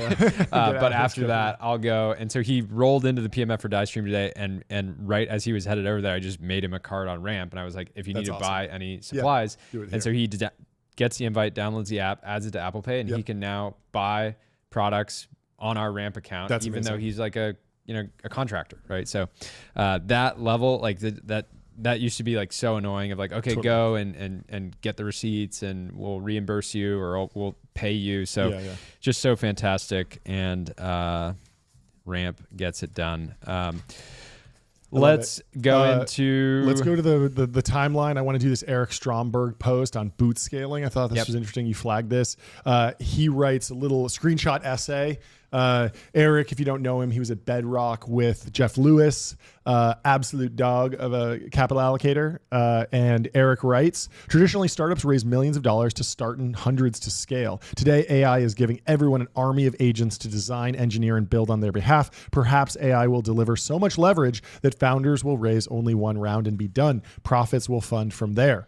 This is a comforting idea for seed VCs, but not right. If you can reach 1 million of ARR in 90 days from an apartment, why raise seed money? Instead, I expect a different strategy to grow, boot scaling. Founders will bootstrap at the start, leveraging near zero cost of experimentation. They'll only raise after achieving product market fit and building conviction in a venture scale business. At that point, they'll use capital to scale distribution. Boot scaling allows founders to avoid early dilution while later securing capital to win versus well-funded competitors. A prior generation has proven this model works, and he flags a few here. Atlassian, founded in 2002. They first raised money in 2010. They raised 60 million. Qualtrics, founded in 2002. They first raised in 2012 for 70 million. GitHub, founded in 2007, first raised in 2012. 1Password, founded in 2005, they raised in 2019. Unity, they started in 2004, they didn't raise until 2009. And so a lot of these companies that build for a long time independently, and then they start doing the growth rounds while skipping those early seed Series A rounds. This shift will reshape the landscape of seed VC. Those stuck in existing structures and clinging to old assumptions will lose to those who adapt. So break it down. What do you think about that? I thought that was an interesting post. So I mean, the obvious example here is PMF or Die. Blake came out, built a few sort of these like AI native apps, like generated so much revenue that he's now building his fourth app in like 2 years, which he's announcing on PMF or Die tonight.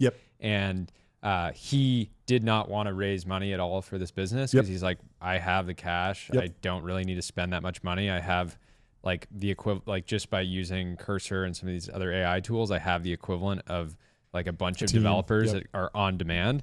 And so he's very ambitious with this next business. Like he wants to, I'll let him announce it tonight, but it could easily be a multi-billion-dollar company. He will get to the point where, he could say, yep, I'm going to raise like $20 million at a 200 post and sell 10% of the company. But it's very possible we're going to see a lot more of these businesses that just basically never raise, right? Yep. That's not necessarily like the good thing for VCs is there's still plenty of businesses. It actually frees up capital for VCs to invest in these sort of capex intensive businesses. Defense tech is a good example. Foundation model companies too. The foundation models. AI is bifurcated. It's like the consumer app companies that are building AI companies need no money to start, and then they need money to scale distribution. And then the foundation model companies need $1 billion up front to do the training run. And then once they have it, they've kind of cornered the market and they have the commodity, and then they can just sell it. Yeah, and so I see more rounds happening where it's like kind of these YC style rounds where it's like, hey, we need 500K so like if you're working somewhere and you want to quit your job and still be able to have like decent health insurance maybe, but it's really more so these companies across the board are just getting way less, capital intensive. And then simultaneously attention is free now if you understand algorithmic feeds, right? Like PMF or Die, another good example. We spent $3,000 producing the video. It should have like a million views at this point, right? Yeah, super high leverage. And so, if you're a seed VC, how does that change your strategy? Do you need to go and convince someone who doesn't really need money just to get you like a little allocation? Maybe you're the only person you're putting in, maybe the initial dilution is 1%, but you got your 1%, like you're an angel in a larger round, but there just isn't that lead anymore. Or are you just out of the game and focusing on growth fundraising? Yeah, I mean, VCs will still have the basically say, sell 10% of your company to me because like I'm going to go to bat and help you win, right? With distribution on X, LinkedIn, et cetera. Those are maybe tougher sells right now, but that's why YC's product, which is you have to figure out what product to make and you have to make your product, but we are going to help you figure out how to make a company, which is really the product of YC. And also the pressure cooker. And the pressure cooker. The value of YC is you're sitting there listening to some generational entrepreneur, Mark Zuckerberg's on stage, and you look over and the guy next to you is coding on the laptop and you're like, I should go ship a feature right now. Like people are grinding. And that pressure of seeing everyone else, all your competition move super fast makes you want to move faster. So YC has a bunch of interesting value adds that don't in the form of just the money. It's fascinating. Well, if you have a business that's throwing off a lot of cash, highly recommend you pick up this beautiful car posted by Joe Wisniewski. One of my favorite builds for a VIP, a PTS 911 ST with $55,860 in CXX options. Break it down, Jordy. Why did you want to cover this on the show? So this guy, Joe, I've talked to him before. He works at a dealership, I think in like potentially Memphis. Cool. I forget exactly. Somewhere on the other side of America, but he basically, I think he sources the best Porsches, AMGs, Bentleys in the entire country. And so he's constantly sharing these incredible examples. This is one of the best, that silver on tan interior, the sort of heritage interior, I think it's just fantastic. So need to get one of these in my garage at some point. But if you're in the market, go hit up Joe. He's also got an Instagram account with like some of the best car content. And he wears a suit when he's talking about these cars. Oh, right? I love so it. He respects the cars and says, I'm not just going to, film this, slop video. I'm gonna, anyways. So. That's great. Okay. Well, let's go to this next post by Ash. Untapped market. No one has my current dream project. Opposite of friend.com. Pendant named foe. LLM, text-to-speech, computer yells at you. Adversarial computing, guys. It's on the come up. I mean, this is sort of what Friend Friend did, right? is very adversarial. It's more not adversarial, but it's like, hey, save my life kind of thing. That's hilarious. And Yannick chimes in. He says, POV, you're smiling for a picture, but unaware that they're debating how to build a computer that yells at you. I love it. That's so funny.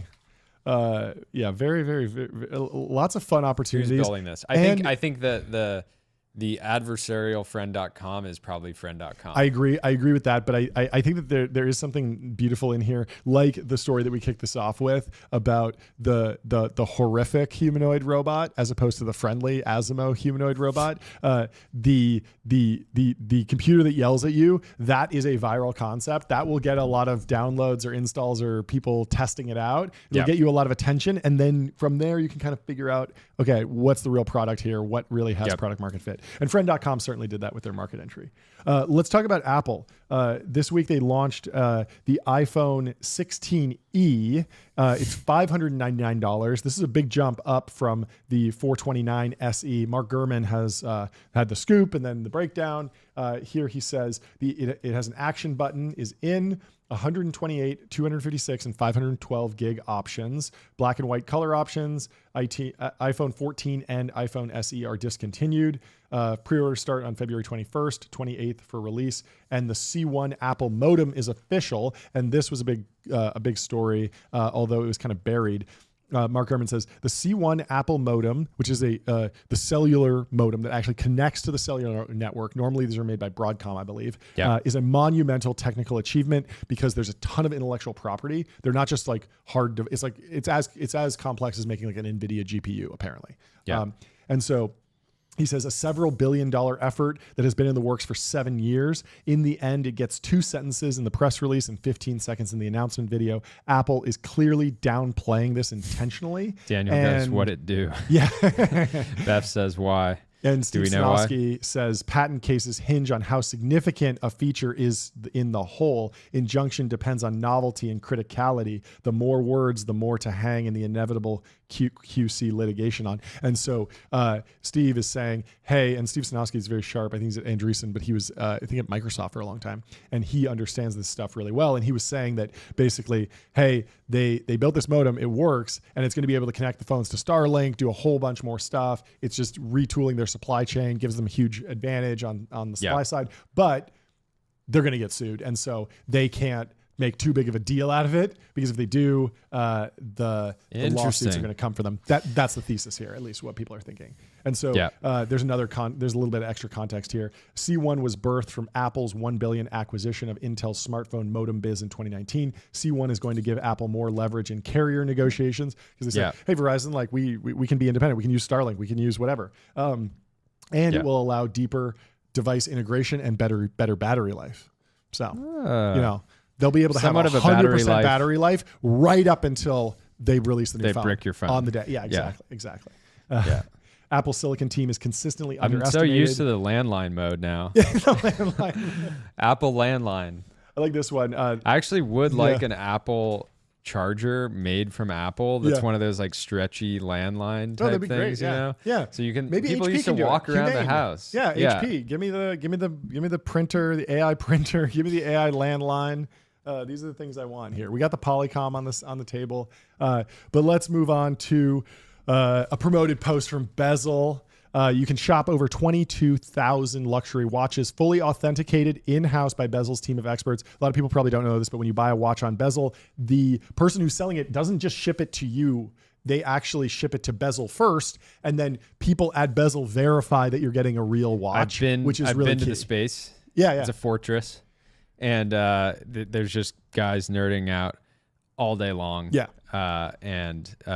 Just making sure that the watch you actually get is legit, and they catch a shocking number of there's so many fakes floating I was around. Googling for some watches, and I just saw a like in Google Shopping, it was like, Patek Nautilus $300 and you click on it and it's like it's from like a knockoff website. I'm like, how is this even on Google? It's crazy. No, obviously that's not what you need to worry about. Google clearly has not made an effort to catch nearly enough fake watches. Amazon because too. if you look up look up Patek Aquanaut, it'll pull up some sketchy website. Yeah, it pulls up these watches that are just objectively, obviously not real. Yeah. And Google's happy to put them in front of you. And so when you buy a watch on Bezel, I'm actually going through this right now. The seller shipped it to Bezel. They received the watch, and I have the update. They've started the authentication process. And so it's very fun. You get a little Domino's pizza tracker, and you get to see exactly where it is in that process, which is very fun. And I also wanted to go through this fun little post that they ripped explaining the perfect 3 watch collection. Say less. They argue that the perfect 3 watch collection is a steel sports watch for the everyday flex, a dress watch for closing deals, and a wild card because it's fun. Here's what they're going with, and let us know in the comments what you think about this. They recommend for the everyday flex a Rolex Submariner Hulk, reference 116610LV. Which matches our new color. Yeah, you might see it in green. the corner. We're using a beautiful... is that a Kelly green? I don't even know what that's called. It's great green. Question. It's built like a tank, water resistant to 300 meters for all the diving you'll never do. Yep. I need a Rolex the next time I go diving. I actually scuba dive a lot. And somehow it goes with everything, even though it's bright green. For the dress watch. Can we figure out how to do an underwater pod? You could do it if you had a rebreather set up. Scuba diving in a tux. Yeah. Underwater pod. This would be potentially viral. The dress watch, they recommend the Cartier Tank Louis, reference WGTA 011. Arguably the Cartier to have. The Tank LC is pure old school elegance. This is timeless sophistication at its finest, perfect for closing deals, sipping Negronis, or just reminding people you have taste. I love the Cartier Tank. I think it's a fantastic watch, worn by Andy Warhol and Muhammad Ali and Jackie Kennedy, and it's just a fantastic watch with a beautiful history. And for the wild card, they recommend the IWC Pilot's Watch Chronograph Top Gun. Big, bold, straight out of a fighter jet. This Top Gun Chrono's lightweight ceramic case laughs at scratches. The military aesthetic means business, and the flyback chrono is just plain old cool. And Great option for a hard tech, deep tech founder. For sure. You don't know if you're going to end up in an Apache that day. Yep. Just a so why not pick choice. up an IWC Pilot's Watch Chronograph Top Gun? And so there you go. Jordy, you're working on a watch collection. What do you think is going to be next? Any I teasers? think the Tank. I actually need a dress watch. Tank would be great. I still think JLC Ultra Thin would be really good. Yeah. I think but there's a lot of good options. Or of some sort. Yeah. But anyways, I think the 222 is the Vacheron that you're going to wind up with. That's the only one that I actually want. It's so good. Sometimes in life you have you sort of justify purchases that are adjacent to the thing that you actually want, but you need to just look in your heart and understand what it is you actually want and figure out a way to get that thing. Exactly. Well, let's go to Zach. He says, the mission of Aura, make it easier, more beautiful, and more customizable to share your workouts with the world. Hundreds of millions of people use apps like Strava, Nike Run Club to track their workouts. Tens of millions use apps like Instagram, Twitter, and TikTok to share their workouts.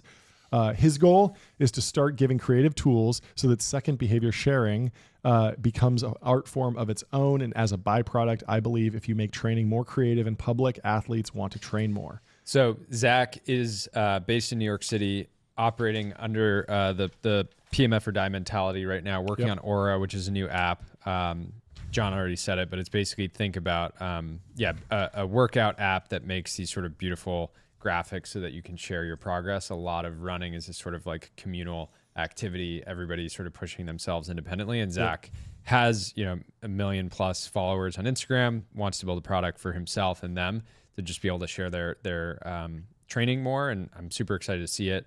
I don't run much myself. We should go over to New York and just go for a run with Zach and just get absolutely smoked.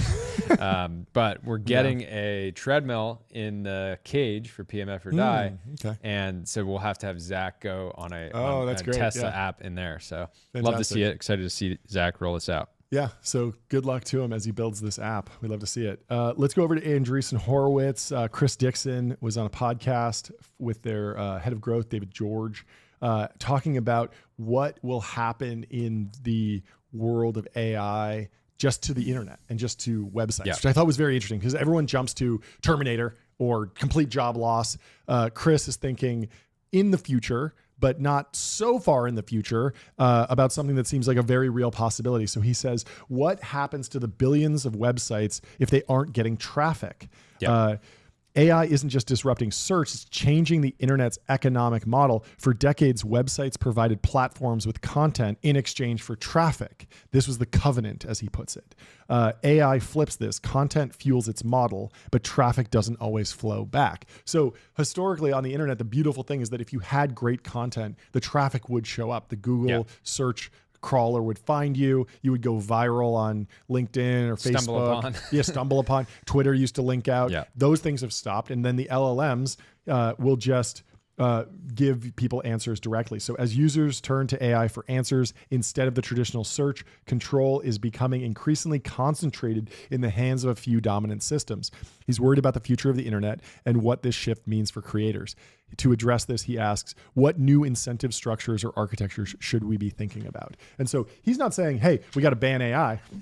He's just saying that there needs to be a new deal for content creators, and what does that look like? Whether that's a content, we talked about this, like the content licensing model from the LLM. Like if you are really great at crafting recipes at a superhuman level, you craft them, and then yes, you only get one hit from the OpenAI scraper and one hit from the Anthropic scraper, but that one hit is then you're basically on like a YouTube style creator fund where they split the profits with you. And they're saying, we're taking your content. We are training our model on it. But when someone asked for this recipe, we used 50% of yours and then 50% of someone else's. And so, we're going to send you, a couple cents for every query that we turned over. And there's this abstraction layer, but we're still paying you somehow. And that would definitely keep the economic model in place. I'm sure Chris, as the head of Andreessen Crypto and a massive crypto investor, former #1 on the Midas list,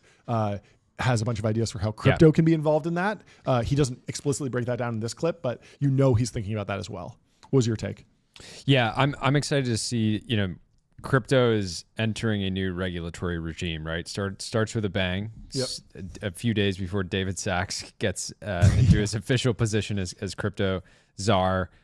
We have presidential meme coins coming out. And so this new administration will seemingly be getting, trying to get innovative around the actual regulations that have been in many ways forcing the cryptocurrency industry to orient around meme coins, right? If you can't invest in value because oftentimes, many of these tokens couldn't be tied to cash flow or anything like that. So if that changes, which, we're all sort of waiting around to see, there's going to be so many new actual ways for companies that operate on chain to like generate revenue outside of trading. And so Andreessen Crypto has been making a bunch of bets, like sort of betting that this will eventually happen. And I'm just excited to see, like, I expect that Chris Dixon is like actively working with Sachs and many of the other people, in the White House admin to try to figure out how to influence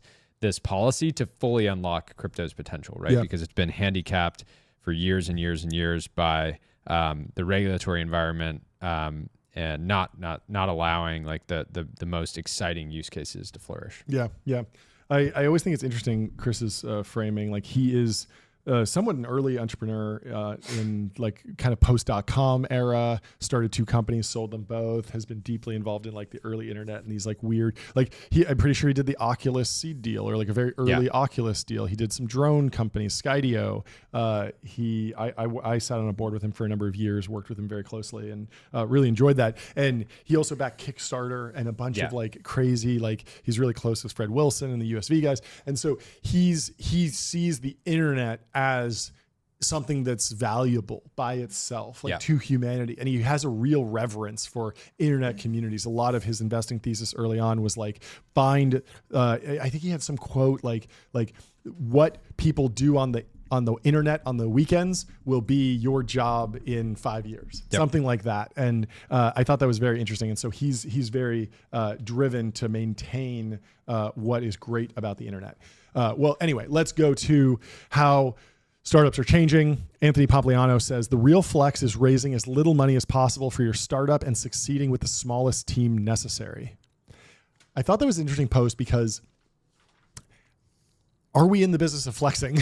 Like, does it matter? Does it matter if you build a massive business with 10,000 employees or 100 employees? Like, I guess it's always impressive when you see a high revenue per dollar or revenue per employee number, but at the end of the day, cool, but market cap is the only thing that matters, really. Yeah. And like durable market cap and durable value and durable cash flow and how you get there. Like Amazon has an order of magnitude more employees than Google, I'm pretty sure. Yeah. Because Amazon employs people that do pick and pack. I think the revenue per employee is always a fascinating metric to look at. It can be very impressive if you look at Tether, right? I think they do like $8 million of net income per employee or something ridiculous, like multiples of what that's crazy. BlackRock does, or these sort of more legacy financial institutions. And you see Cursor with 30 employees, multi-billion-dollar valuation. Mercor, so I think it's awesome. I think that, but I think pomp is probably just like baiting people a little bit here. And ultimately it shouldn't be what you fixate on early. It's how do we build a really massive, durable company? Yeah.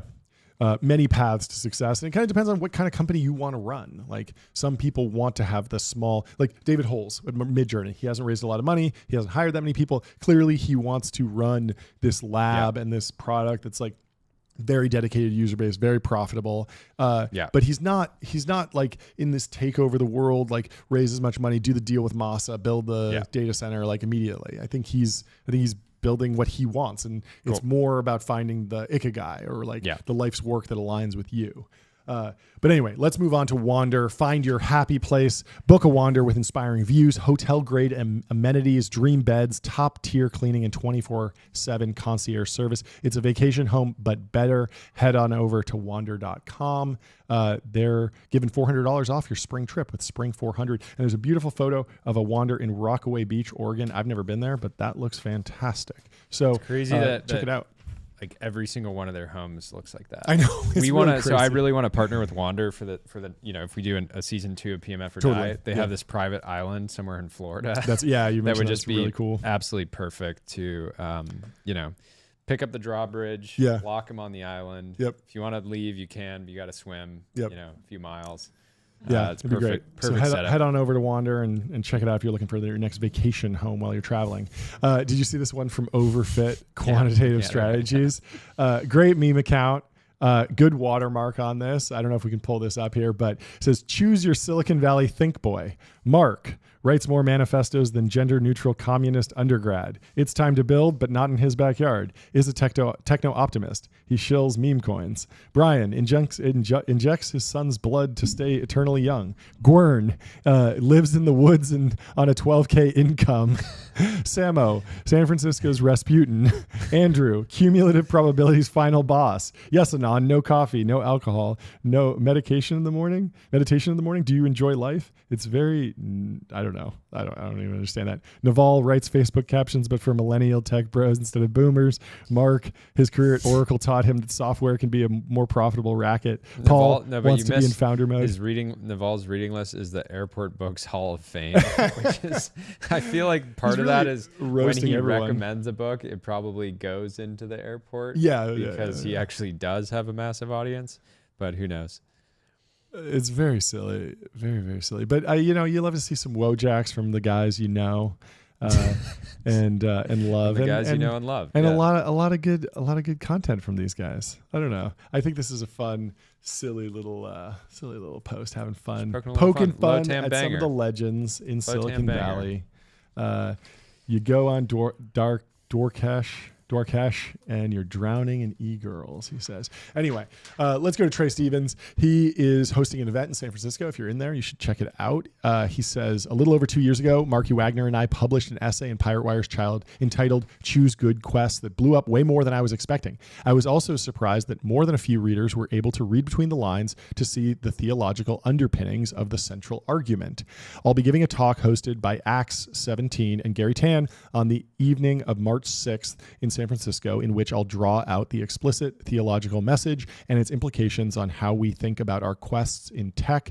Invite link in thread below. Should be fun. And so if you're in SF, go check it out. I think it's $50 to attend, and some absolute killers in Silicon Valley attending this. I talked to Trey's wife yesterday, who is organizing the event, and the lineup for the speaker series is fantastic. And just the people that'll be in this room could probably put together a $5 billion round with a few techs. So good room to be in, and a fantastic topic. Yeah. It's a great post if you haven't read it. The Good Quests idea is trying to answer this question of what should you do? Where do you fit in within the messy world of Silicon Valley? Is it an employee at a company that's working on something that you really think is extremely valuable? Is it founding a company? Whatever you choose, he kind of lays out a framework for thinking about that, and it's a rallying cry for young folks in Silicon Valley, and I really enjoyed the piece.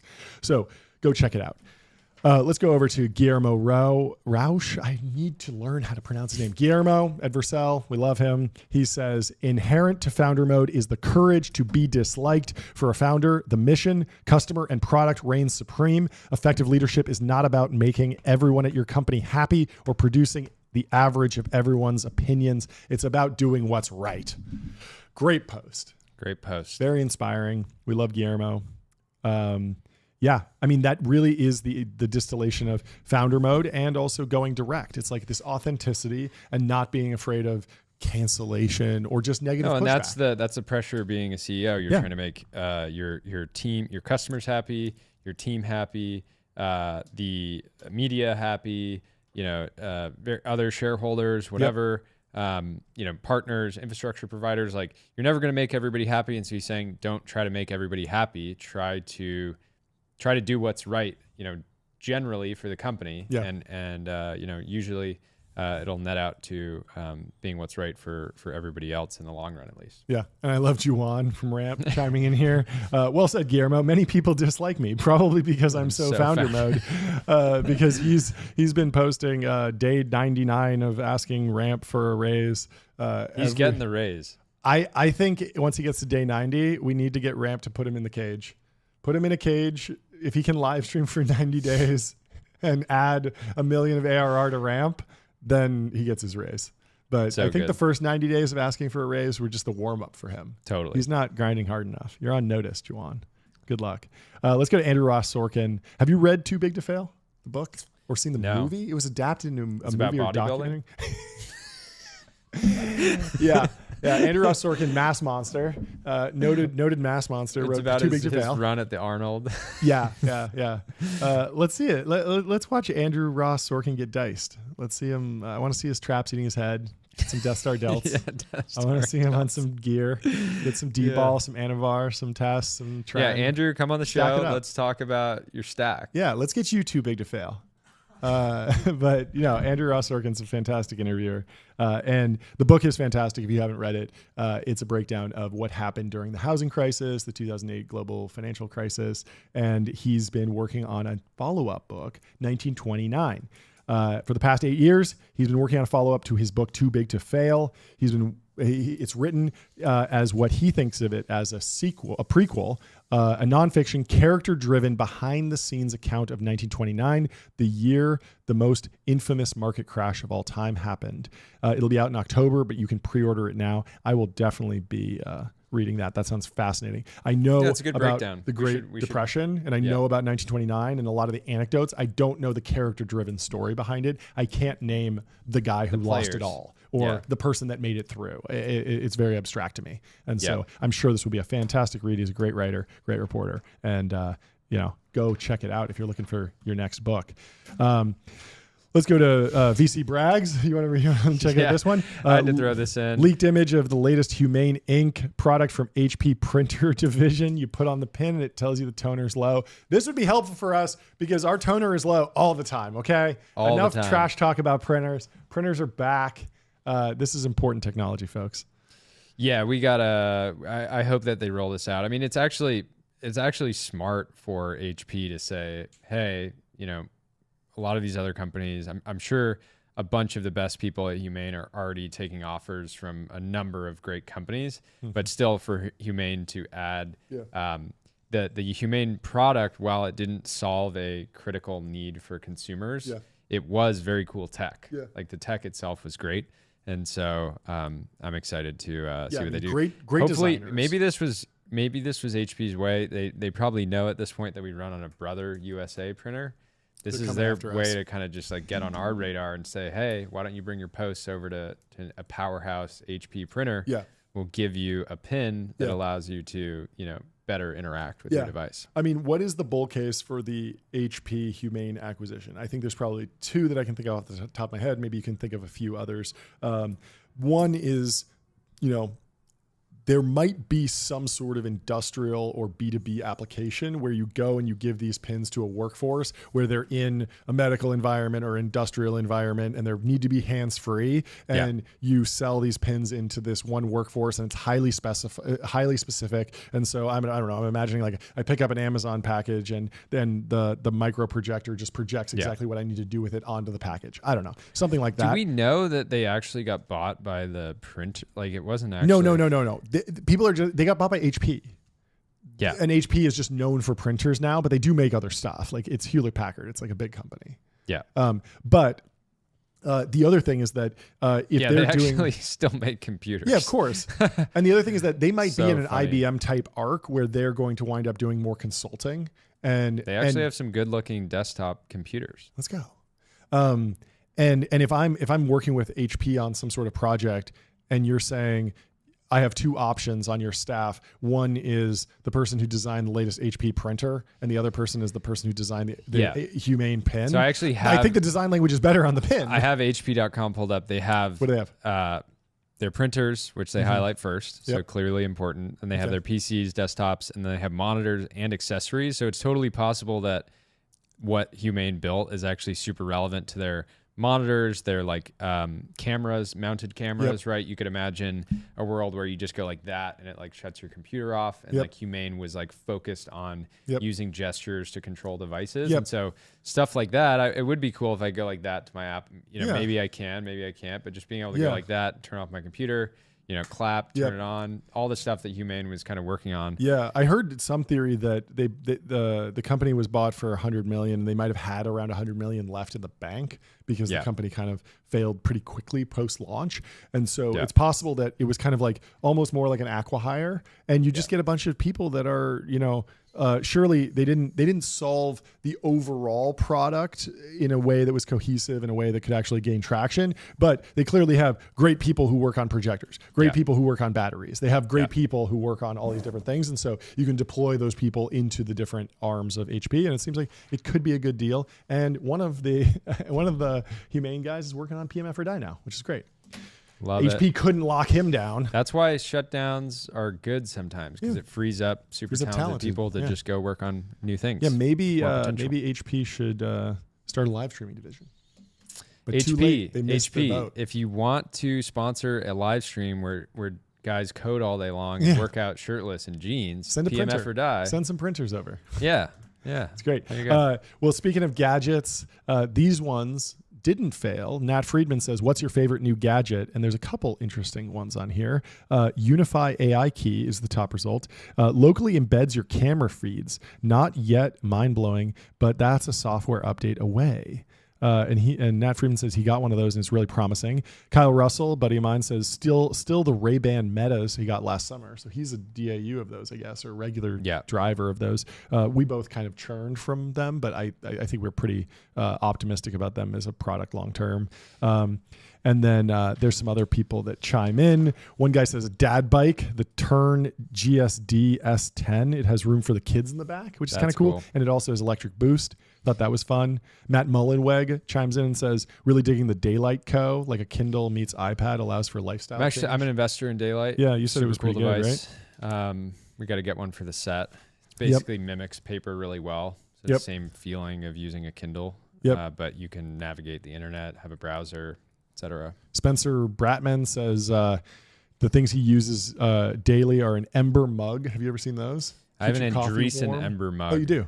Yeah. They have, he says AirPod Max, 8 Sleep, of course. Love it. An Aura frame, which is kind of cool. It's like a picture frame that you can upload photos to. A juicer, a Vision. He uses the Vision Pro? No way. I'm surprised by that.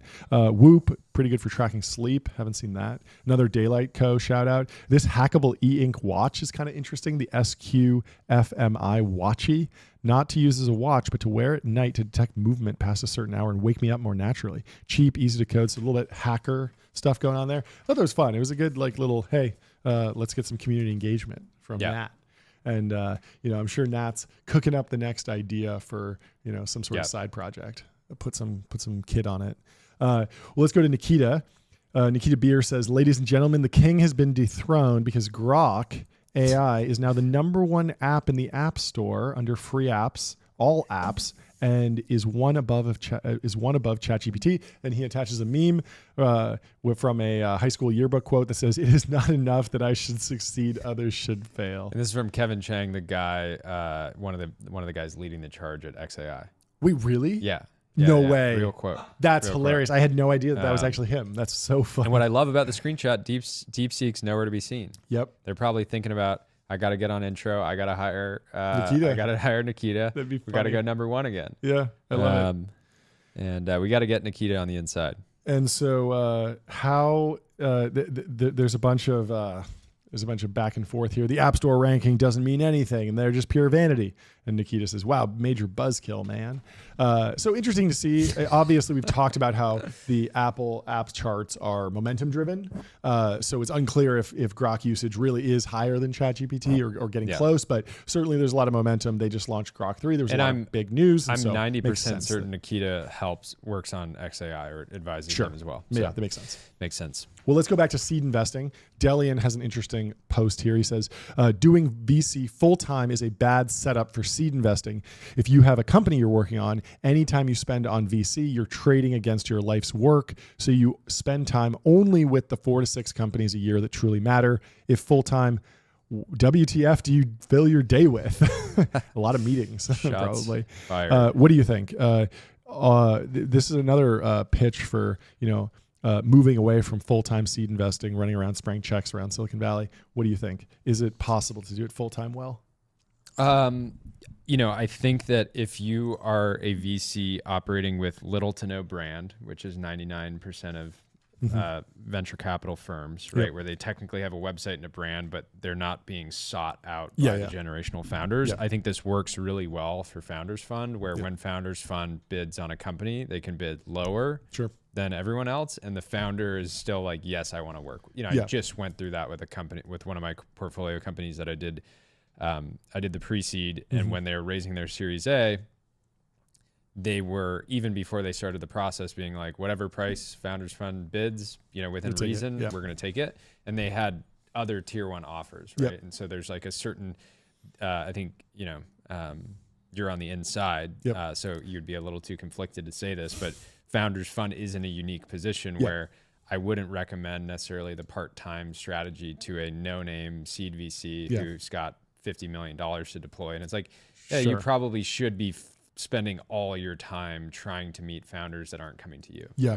Right? I think the other takeaway here is just that one of the ways to bootstrap a brand as a seed stage investor is to build a great company, because then all of a sudden you're meeting founders, they're coming to you for advice, and just through the founder network, founder to founder conversations. And then you can write seed checks. It doesn't need to be full time. And then over time, you can kind of scale that up and take it more seriously. And that's certainly been Delian's experience at Varda. He's met everyone that's relevant in the space industry and seen all the deal flow there, because even if you don't even think of him as a VC, you're going to want to reach out to him just as a fellow founder in the category. Insane advantage. Big advantage. So, helps when you're putting devices up into space. Factories. I mean, there's a lot of advantages going on there. What was funny here is Joe Morrison here chimes in and says, your best posts are the ones where you're a little self-loathing. And Delian's like, what are you talking about? Like this is actually like, he's not I'm gassing myself up. He's gassing himself up. He's basically saying like, I'm doing it perfectly. I'm goated. Yeah. And he's saying like, don't even try and compete with me. I love someone else comments, I'll take the other side. The odds you'll find and lead the seed round of a generational company while working 60 plus hours a week operating are dramatically lower. Delian just says, look forward to comparing and contrasting our approaches at the end of the decade. Do not try and dunk on Delian. There's just been a graveyard on X this week of people that tried and got smoked. It's very rough. But yeah, I mean, when you're a seed investor in Ramp, it's pretty easy to drive solid returns. He's got a whole bunch of great seed stuff. And he's like the main, he does a lot of seed stuff. It's great. Well, let's move on to Kim Kardashian. This is crazy. Yeah. Narrative violation. Okay, so Skims has grown into an absolute powerhouse, closing in on $1 billion in D2C revenue, and has raised $730 million, most recently at a multi-billion-dollar valuation.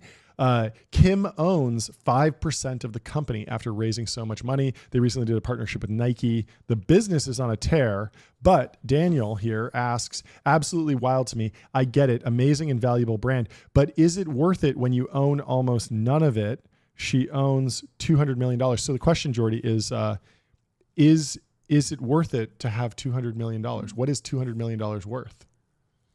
I think it's worth $200 million. Yeah. And so, I don't know. What's her opportunity cost? Is she really putting more than $200 million of effort into this project? Yeah. I don't think so. So I think absolutely it's worth it. It's more of this absolutely. perception that people see Skims as a proxy for Kim Kardashian's brand. But the pushback there is that if you talk to Skims customers, they will say these products are just better than other products that I can get. And it's at a point where, you could argue that Kylie Jenner's products, people wouldn't care to use them as much if there wasn't her association. Totally.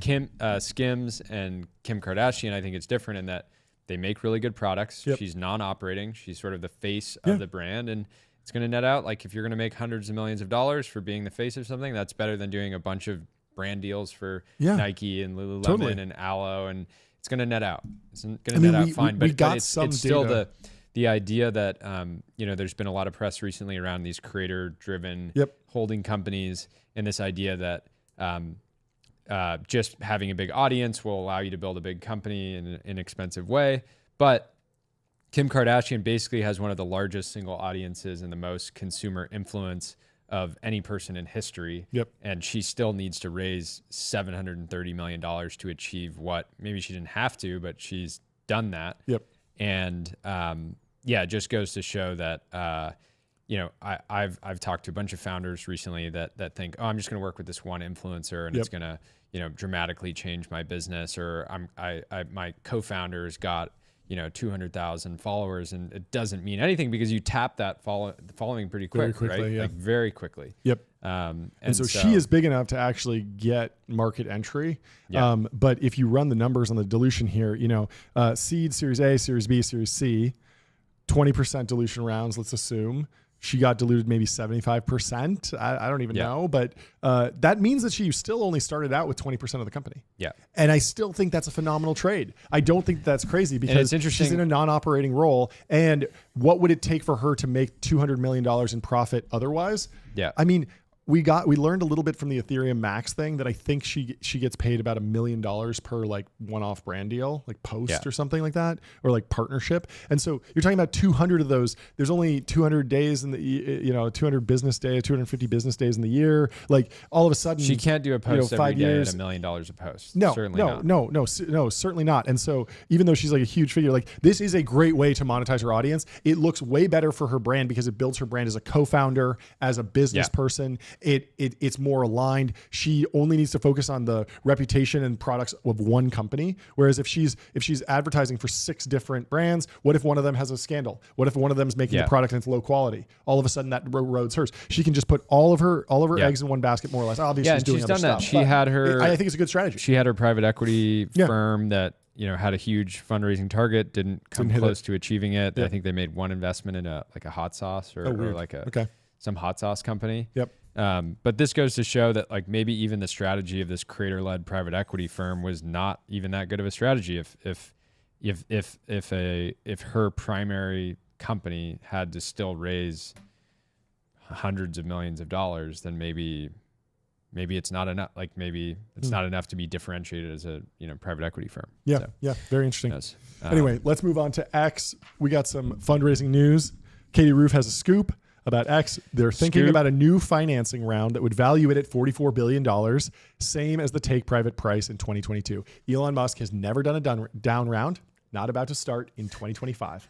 So this earlier this week on the show, we were talking about if you looked at X.com investors, Washington Post would pull up, Google's like Gemini would pull up a summary. And they lost all their money. So-and-so lost 700 million. Sequoia lost X, 200 million, et cetera, et cetera. And they didn't ever lose the money. If they would have lost Larry money, Ellison, if they would have sold it, right? Andreessen, and so now they're going to be back up. This is great for the employees. X had marked down their valuation internally. Interesting. So the employees were getting their options lower. Their options so at they a just $20 got billion. So they're going to get a nice pop out of this. And I'm sure that Elon will start to allow employees to sell, do these sort of he's very good about laddering up the valuation, doing the secondary sales, making sure everyone's taken care of. Like he is very, very good at that. And yeah, I mean, it's interesting because the media was very anti Twitter, X, saying it's going to fall apart. Everyone's going to leave. There's going to be no users. All the advertisers are going to leave. Well, we got data from Ramp that Karazian, he's their chief economist, and the economist at Ramp looked at the spend on corporate cars across all the Ramp data, showed that advertising on X is increasing. So that was another bull signal. Then we got the leaked financials showing that they might have over $1 billion in EBITDA. And so, you apply a 44x multiple on EBITDA for a growing tech company. Like that's not that crazy. And then we had that great post from Liran Shapira saying everyone was worried that X was not going to even stay online. Well, now you click on X and in one of the new tabs, you have access to a cutting edge frontier model. And there's just, live streaming has been taking off. We've been doing really well there on PMF or Die. And all of my core tech friends are still there. Like there's a lot of craziness and the algorithm changes every week, but it's still fun. It's still the app that I open. And for a lot of people, that's what their experience is. And I don't think it's going away. And so I think Elon's got it. We are back. We are back. Well, speaking of PMF or Die, I thought this was an interesting post from Will at Shouldn't Speak. He says, startups used to be two guys, a laptop, and a dream. Just now, one laptop? Yeah, just one laptop. So now he says, now it's 50 engineers, $100 million in funding, and a full-time DC lobbying strategy. What happened, gang? And I just tagged at PMF or Die. Deep tech happened. Yeah, deep tech happened. Defense tech. And AI, like regulatory capture stuff happened. And just the threat. I mean, honestly, a lot of this happened from Lena Khan. It was like, well, maybe you do need a DC lobbying firm if your plan is to sell your company at any point in time. Yeah. And there were just so many different things where there was now, if you're not playing in DC, you're not in the big leagues, maybe you need a government contract. Even if that government contract isn't going to drive the most profit or the most revenue, it's going to make people take you more seriously. The Palantir narrative pulls over. So there's a lot of different things that make sense and can justify 50 engineers, 100 million in funding, full-time DC lobbying strategy. But you can still just do the two guys, two laptops, and a dream strategy if you want. And PMF or Die is a great example of that. And we see examples of that on the timeline every single day. Yeah. The next post from Santi Gangashots. If you can skip to that. So this is an today example. Was definitely a day of progress. Coded, talked to users, got jacks, time with friends, more users for his product, Leben Master, PMF or Die. Really helps you bring your A game, and love to see it. We've seen a lot of people since PMF or Die kicked off posting and just saying, I'm locking in from home, and just like putting this on, because one thing is for certain, if you're solo building an app remotely, the biggest downside, it can be a great lifestyle. You've done it I've done it. Everybody, many people go through phases where they're just sort of building, and being able to turn on PMF or Die and just like feel like you're a part of something and have that motivation is awesome. So it's free to lock in. It's free to outwork your peers. Lock in. And we love to see it. That's great. Well, we have the Ara Karazian post here that we should cover because he has the actual real data on what's happening on X with advertisers. He says advertisers were leaving X in January 2025. They came back in droves. Here's the latest from Ramp. Last month, 68% of advertisers increased their spending on X/Twitter. If you're surprised about X's latest valuation, you need to look at this chart. And it's from Ramp. It says advertisers were leaving X in January 2025. They came back in droves, and you can see the trend month over month. Now people are ramping up. I'm certainly ramping up on X spend, and I think a lot of smart companies are, because they realize that the AI is going to get better, the targeting is going to get better, the audience is going to get better. Everything is getting better. So there's a good opportunity. And at the end of the day, these advertising markets, they're just markets. So if there's cheap CPM somewhere, it's going to get sucked up and hoovered up by someone. And so that's the nature of these things. Let's go to Zoomer. Zoomer says, SF man hogging the umbrella while his fold out is left out in the rain. Sad. And yeah, we need to bring back some chivalry, some hospitality, some manners. Don't hog the umbrella. You shouldn't be caught dead under an umbrella if your girlfriend, wife is using a jacket to cover herself. Yep. Terrible look. This is a career-ending, picture potentially. So hopefully the guy's not identified. Yep. You don't want to dox him. He just gets to fade into a. But if this is you, obscurity. You're on notice. You gotta have better umbrella etiquette for sure. Absolutely. And better etiquette in general across the internet, across the real world. Hold the doors. Use the correct forks. Use good manners. Don't swear. What would your mother say? Don't say the S word, the R word, the F word. What about the CUCK word? I don't know if we should censor that. We don't say that on the show. Okay. But we need an alternative to that because I need to fill that in. Anyway, we're going to Avi Schiffman. Wrecking yourself. There we go. If you are building in any other industry than love or entertainment, you are wrecking yourself.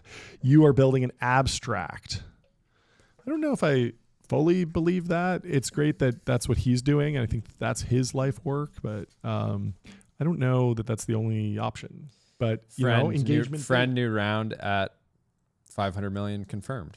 Let's go. No, I mean, I think Avi's like very convicted in what he's doing, and I think it's, I think what he's doing, building in both love and entertainment in some ways, right? Totally.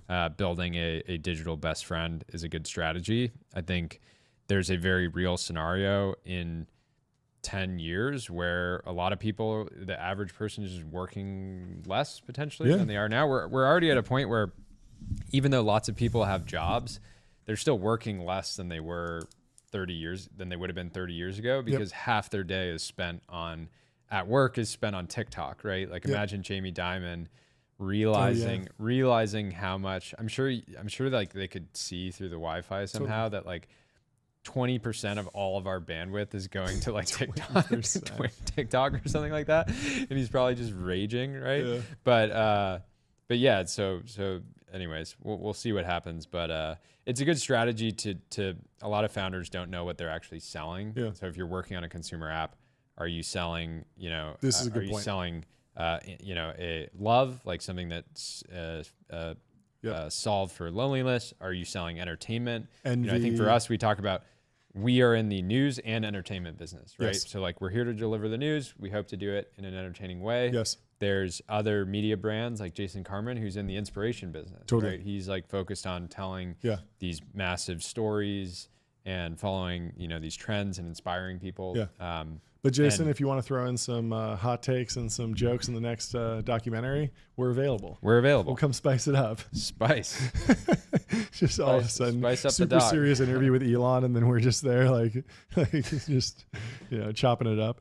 It'd be great. Anyway, let's move on to Kip Mock. We said congratulations to Isaiah Taylor for raising the seed round for his nuclear company, and Kip has been a huge supporter of the show. We've had him on before, but he shares an awesome picture, and he says he's pleased to announce what I've been working on for the last year and looking forward to seeing this project through in the Philippines. So they signed a coordinated research project with the Philippine Nuclear Research Institute. Isaiah went all over the world trying to find a hospitable government that would let him build a nuclear reactor very quickly and efficiently, and he found one in the Philippines, and everyone's excited for them to repatriate this technology once they get it up and running, but nothing to put a little fire under the U.S. government's behind than saying, hey, we're going to build it internationally if you don't let us build it here. And so you take this to to INL or to the IRC or NRDC, the National Nuclear Reactor, I don't know, the guys who approve nuclear reactors in the United States. And you show them, hey, we did it in the Philippines. Let us do it here. It's a lot easier than saying, hey, we've never done it anywhere. So I love that they're moving quickly. I love that they're globe trotting and getting stuff done. So congrats to the Villar Atomics team once again. And Jordy chimes in and says, absolute legend, making us all proud. We gotta bring up more of those phrases. Some of those great phrases like gunslinger, Gunslinger. Yeah. Gunslinger is such a good one. These are some gunslinger entrepreneurs. He's a nuclear for gunslinger. Sure, for sure, gunslingers. Anyway. We got a post from Colin Dunn. I've talked to Colin a couple times. We actually have used his app, Visual Electric, to generate like assets for the show at various stages. Very cool product. Sort of takes a place of stock footage, allows you to just very efficiently generate images for various uses, decks, marketing, etc. He says Figma should use their $1 billion breakup fee from Adobe to buy Cursor. Could be their Instagram. Near comments, another friend of the show, says, how do you come up with this price? I don't think that Cursor would sell for anywhere close to 1 billion, considering how much their growth right now and access to capital. But Colin would probably push back on that and say like Figma actually has access to plenty of capital themselves. There could probably be a price. There's always a price, right? Yeah, and people always forget with these mergers that if you like Instagram, everyone says like, oh, they sold out for $1 billion, and then Instagram wound up being worth like 100 billion, so they left a ton on the table, and that's kind of true. But if you get Meta stock in the transaction, then you see upside, and if Facebook 10x's, it's like you sold for 10 billion because you can just hold. Well, the other difference is Instagram had no revenue. Yep. And Cursor has over 9 figures of revenue. It is very different. And so you could imagine that the multiple they would get on that revenue with their current growth and how small the team is would potentially, like there's a world where Cursor would do a round in the next year, valuing them at $10 billion. Yeah, it's totally possible. So, cool idea. I'm sure that Dylan would, as Dylan, I'm sure has looked at a lot of deals like this, right? Yeah, totally.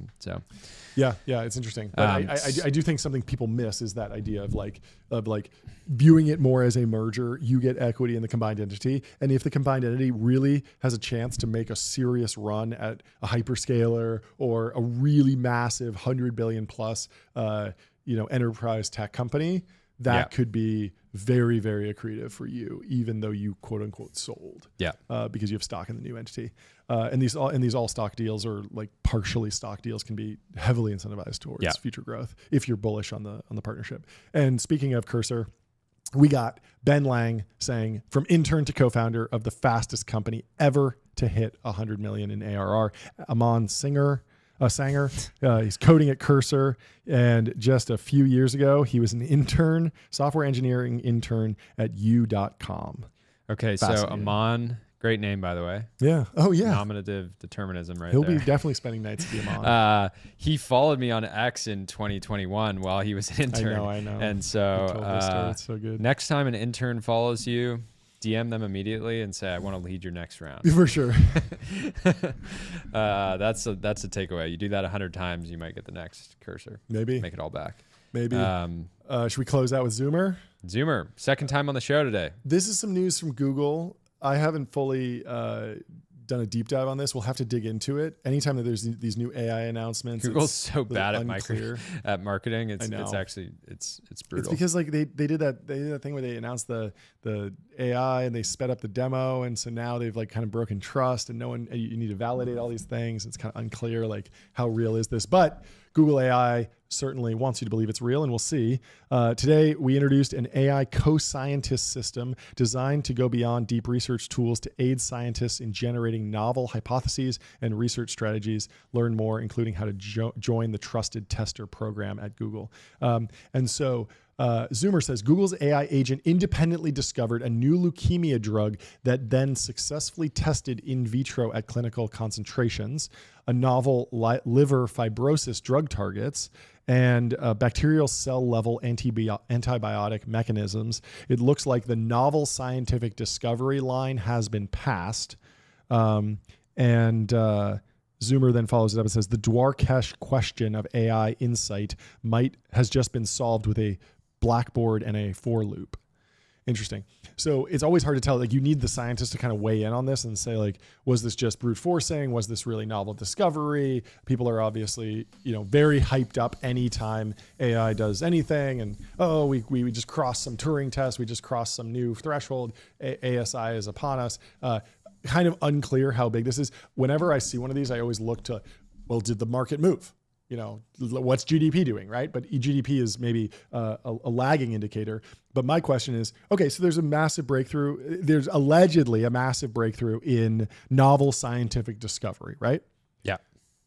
What did the biotech stocks do? What would you expect them to do? Yeah. And I watched this during when Google at DeepMind, they solved the protein folding problem. That was one of the hardest, most intractable, computationally complex problems, figuring out how proteins fold. Very important to drug development. It's something that is a cost center, I guess, in every drug development, every pharma company.